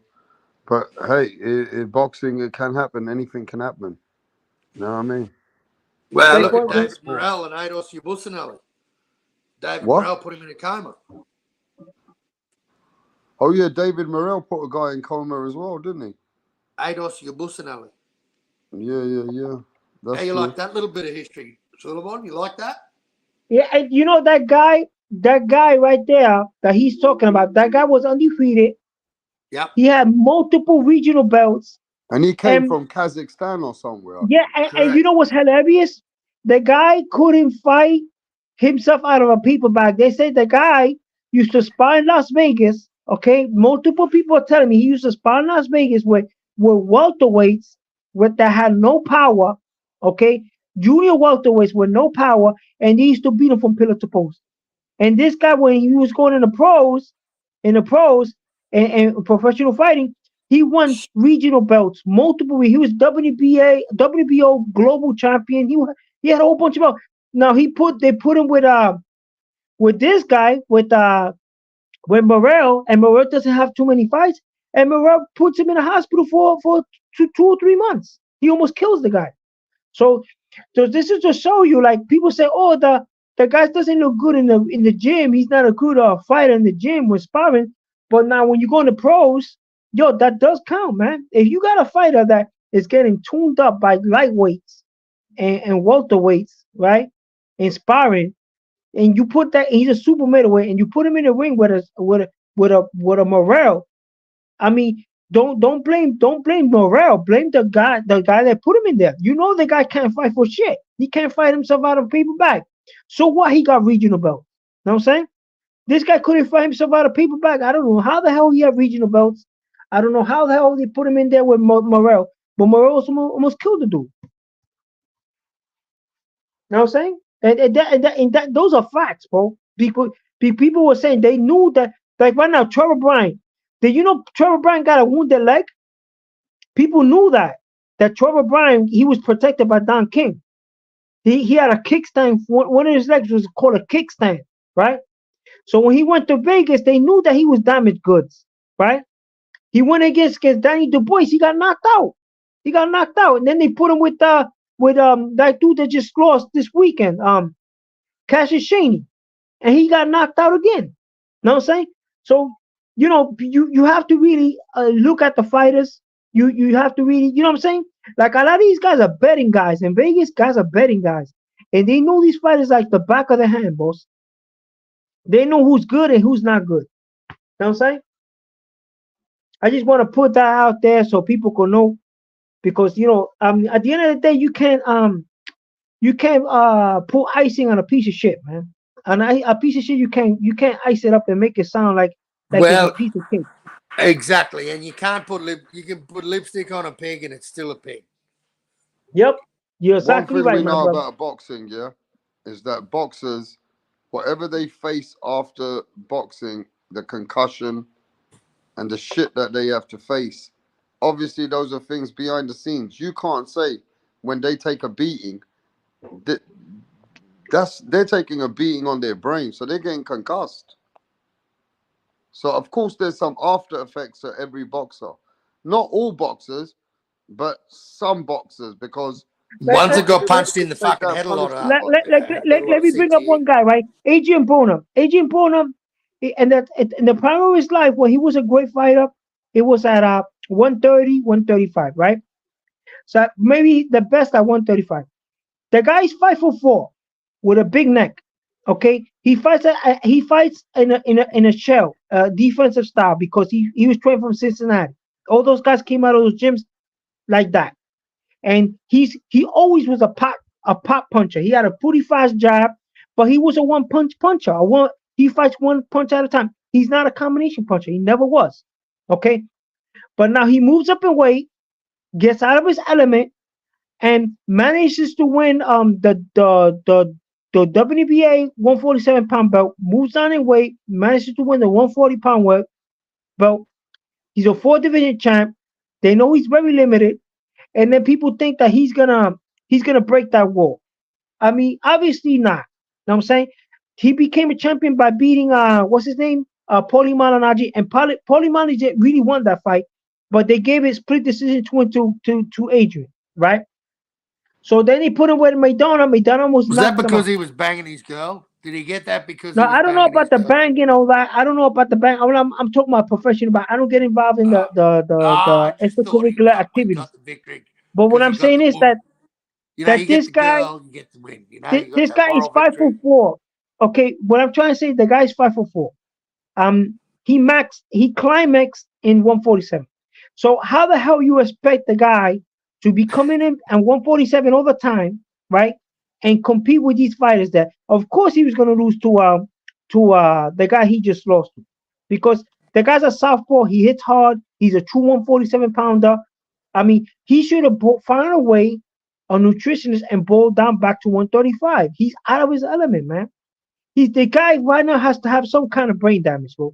He's been getting punched from pillar to post at 147 for a minute. He's not the same fighter. You know what I'm saying? You have to admit that Adrian Broner is not the same fighter, because he's been He getting hit hasn't on the been head. fucking the same fighter for 7 years. Yeah, What the so fuck are you they talking know about? that. So why are they hyping it? Why? What I'm saying is, Because it's why all is the about media? billions. It's all about billions. It's all about billions.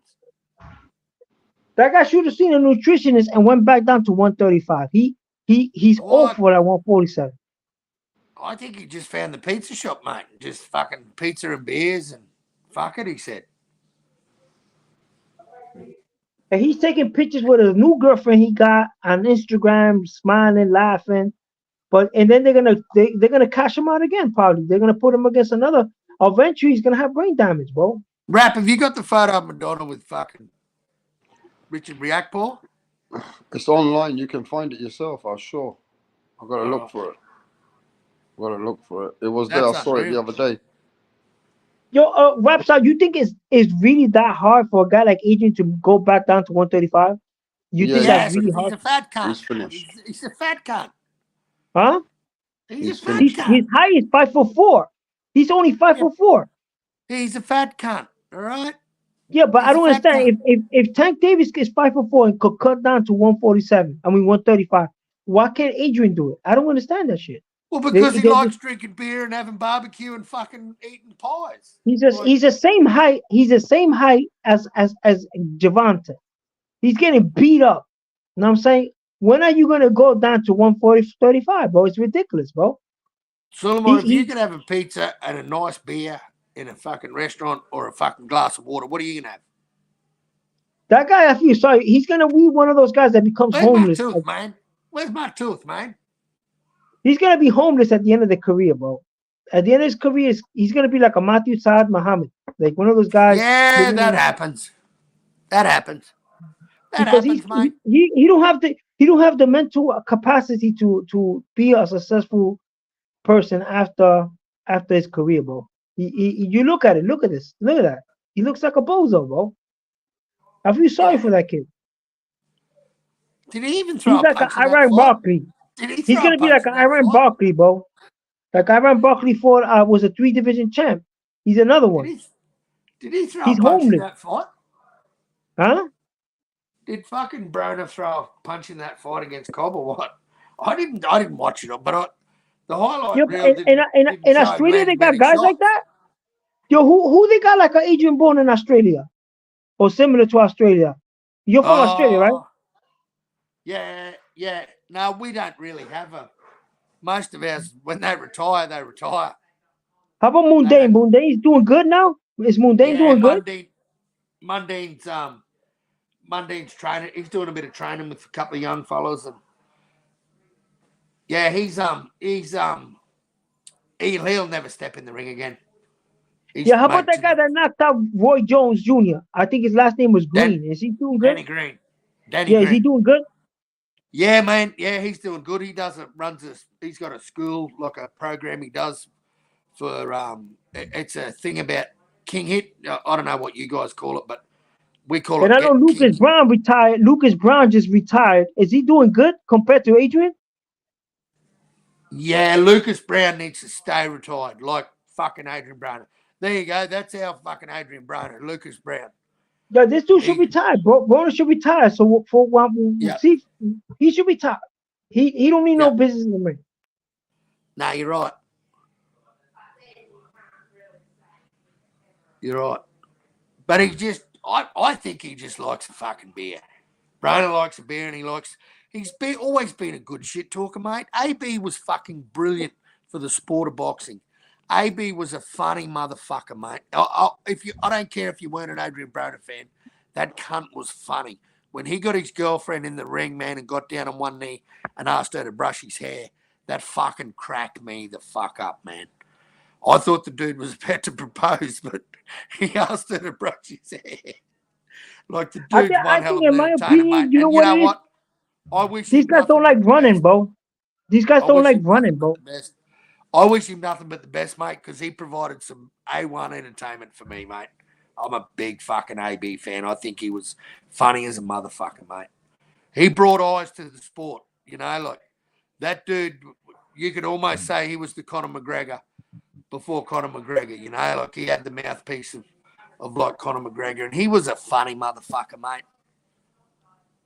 I just don't think he likes running, bro. I don't think Adrian likes running, bro. No, I don't blame him. I'm not a big fan of it either. Suleiman, if I can, I'll take my truck, or I'll jump in the Audi and get there faster.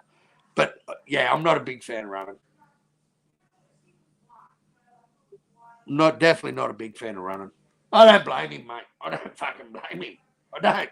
I'm enjoying fucking living in my 40s. Like, this dude's got you're right. He probably hasn't made the best fucking financial, decisions in his career, and he's paying for it now, mate. That's one thing you got to do, mate. You know what? At the end of the day, for everyone that makes it, mate, there's 5 or 10 that fucking don't, and they just got to go back to living a life of fucking getting a job and doing what they got to do, mate. Easy come, easy go with some of them, eh? Like a lot of lottery winners, mate. They don't fucking stay millionaires for long. They fucking blow it. So, yeah, not hard. Boxing's not for softies, mate. And all these guys wind up being with Don King, bro. They all wind up being. You don't hear of many kids coming out of private schools with a good upbringing that turn into world champion boxers, do you? Yeah, but they all wind up ending with their careers with Don King. You notice that, right? He's been Well, with Don back in the King. day, they did, yeah.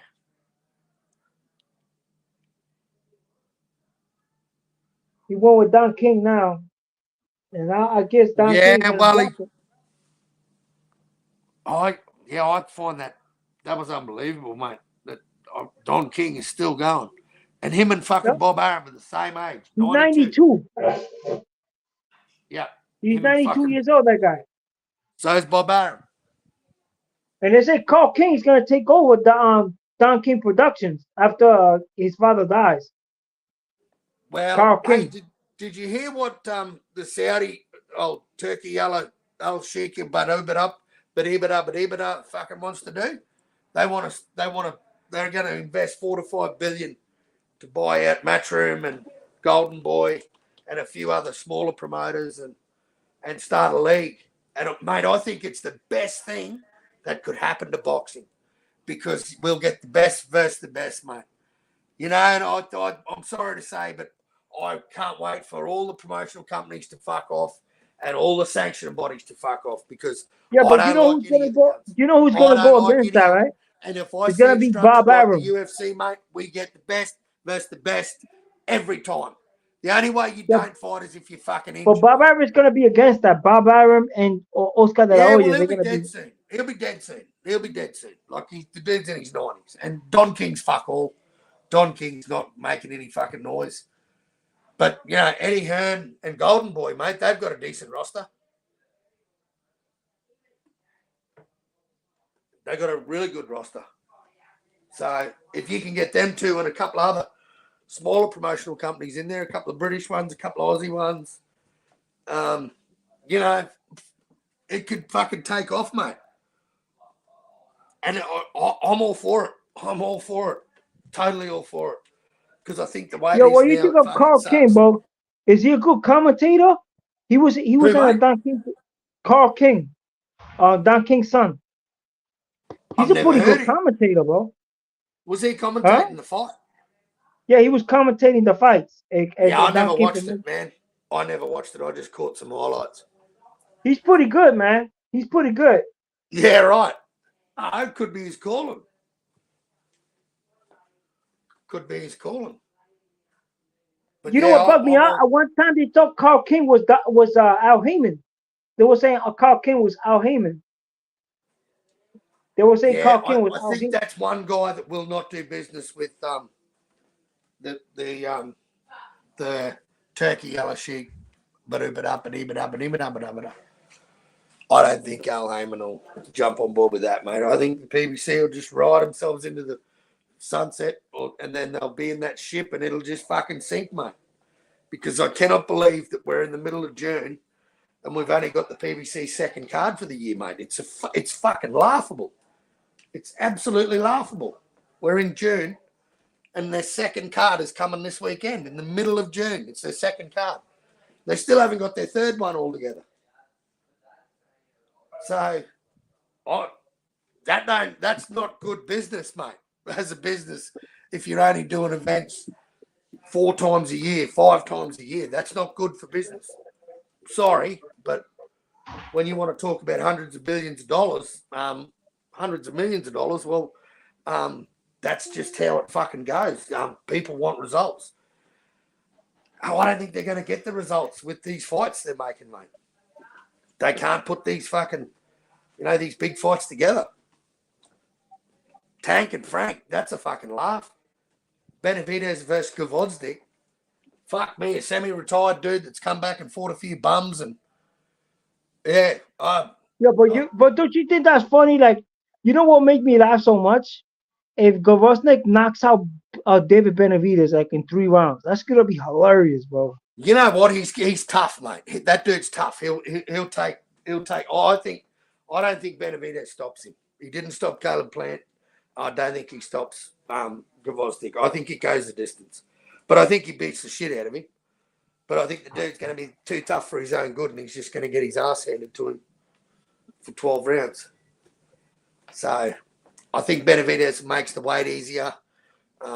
Yeah, I don't know. I think it's a good entry. It's a good acclamation fight for David at 175 anyway. That's not a bad thing. It's probably the best they had to offer at 175. So I don't know. Let's see how the numbers do. I'm not a big numbers fan, but I don't think it does huge numbers. I think the PBC for not making the Canelo Benavidez fight is absolutely crazy.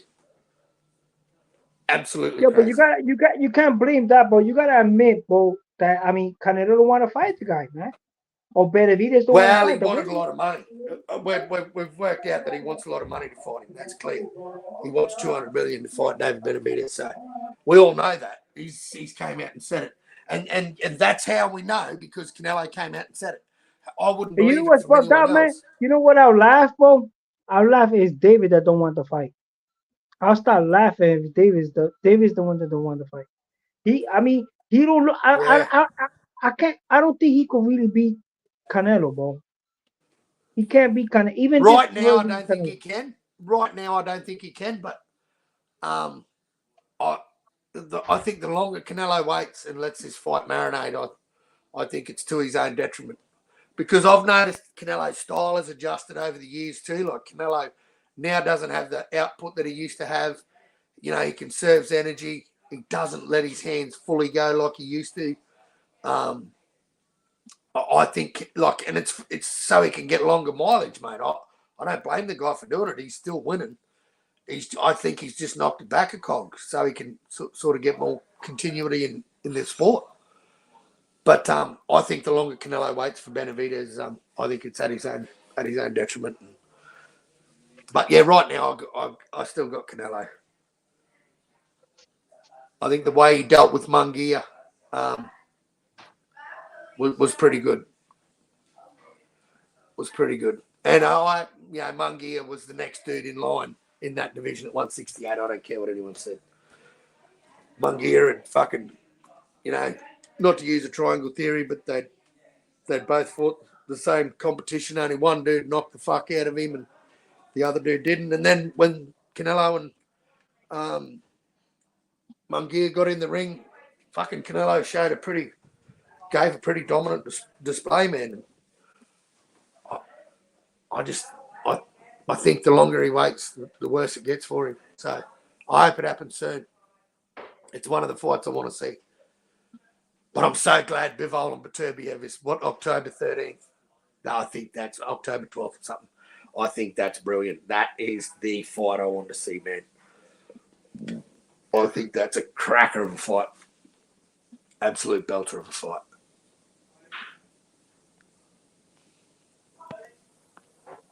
Yeah, I think Stu. I think though also, but I wouldn't mind. I wouldn't mind seeing. I wouldn't mind seeing Benavidez staying at 175 and just completely forgetting about Canelo. I think if David wants to make some serious money, I think he's got to fucking get out of the PBC, mate. There's nothing there for him at 175. There's fuck all for him. I think he's mad for staying with that sinking ship, mate. I mean, the proof's in the pudding, guys. Like, just they're not putting the events on. They're not making the fights. Like, they like keeping everything in-house. They've said that, but they don't have the stock, mate. They don't have the stock in the stables to fucking feed us good fights. They just don't have them. Tank and Frank. Who the fuck saw this fight coming? Who the fuck would ever have picked that Tank Davis's next fight would be Frank fucking Martin? Who would have predicted that? I would never have put Frank Martin in there, man. Ever. I mean, Frank Martin's unbeaten. He got Yeah, a good I don't want to hear the story. I know about Michelle Rivera. I know. But the dude hasn't beaten anyone, mate. Like, Tank's best fight for me was when he beat the 11 dog shit out of Pedraza. And I went, wow, this dude is going to just be a wrecking ball in this division. And he hasn't fought any kind of substance since, mate. Like, he dragged Ryan Garcia down to 136 and fucking put a hydration clause on him. Like, that's not the face of boxing, mate. I'm sorry. All this bullshit that you want to do to someone, just fight the cunt at the weight division. I just find it fucking strange. But yeah, I'm not big on these fucking PBC fucking cards, mate. They're like a pre-written fucking script. I think it's a total showcase event. I think every A-side wins on this. Won't be one upset in that card. And it's just a typical fucking PBC showcase event, mate, to me. Sorry, call it what it is. And I don't give a fuck about who's got what belt, email belt, fuck your email belts, fuck your sanctioning bodies, but just give me fights I want to see, mate. And there's only one cunt doing that at the moment, and the turkey's showing every cunt how it's done. And you know what? I'm down. You know why I'm down? Because the cunt's giving me the fights I want to see. That's why I'm down. I couldn't give two fucks about whether he's black, white, blue, fucking got pink polka dots on the cunt's skin. The dude's giving me the fights, and money is no issue. Money is no issue. And all of a sudden, there's nowhere to run. There's nowhere to run anymore because you can ask what you want within reason and you'll get it. You won't get 2 Ferraris, Tank, but make a decent fight and you'll probably get 10 Ferraris or 20 Ferraris. Real rare cunts too. But you might get your fucking ass handed to you too because you got to fight some kind of substance.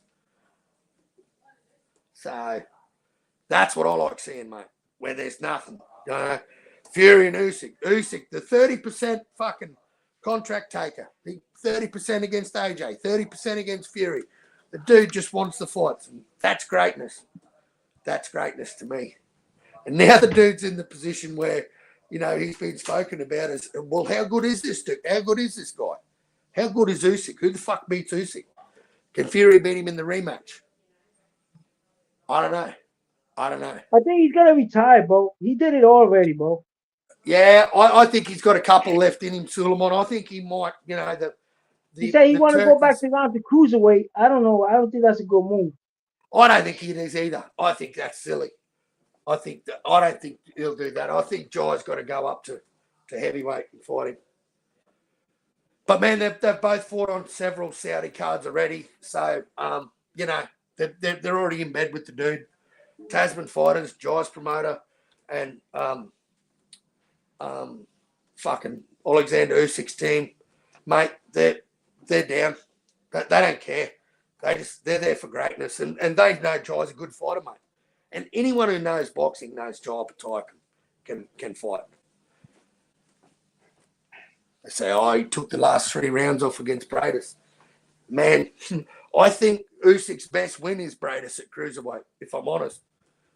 If I'm really honest, I think that's Alexander Usyk's best win is Marius Bradis. And I think he knows how Jai Patai fought him with a broken jaw and then absolutely boxed his fucking ears off for 10 rounds and then 9.5 rounds and put the Q in the rack, mate. But still done enough. Yeah, I like that fight. I think it happens. Right?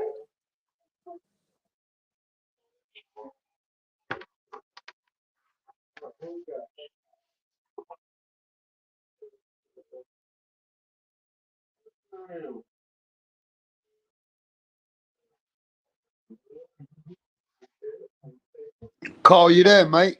Yeah, mate. What do you think about Tank Davis not showing up for the fans today? I don't care. I never watch it. I don't watch any of that bullshit rap. He never came for the grand arrival. Yeah, I heard about it, but I never watched it. It doesn't surprise me, man. The dude wears mink coats and fucking purses. Like, that's not normal behavior. That's not even Silk Sheets behavior. That's not normal. That's not normal behavior from a fucking warrior to dress like a woman and have lipstick and 10 packs in a purse. And yeah, I find that a little bit strange.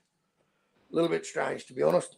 As a man, I find it a little bit strange. Maybe I'd carry one for my wife, while she crossed a fucking puddle on the street or something. But fuck me, other than that, you wouldn't see me carry one in public. Yep.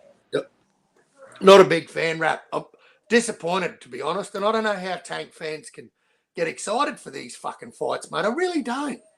But they do. Every time they do. And it's always about defending the opposition, about why he's fighting such a fucking no hope and no name that, barely as a prospect. Like, he's a prospect killer, mate. That's all he is. He don't care about belts. He's just there for the money. And when people work that out, they'll work out what type of fighter he is, mate. And you just got to look at your resume. Because you know what, mate? When you're fucking dead and buried and you turn to dust, That's all you got left in history, mate, is your resume as a boxer.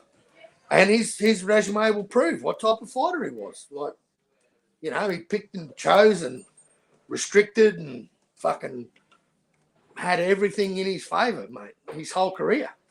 So, and people are happy to fucking support it. Well, good luck to them. I can work out what type of person they are as soon as they tell me where they've got Tank Davis, you know, where they have to. And mate, I've heard him high as fucking number 2, 1 on their top of their pound for pound list. And I absolutely piss myself laughing and have the best time ever with those type of fans because I just think he's just never tested himself, mate.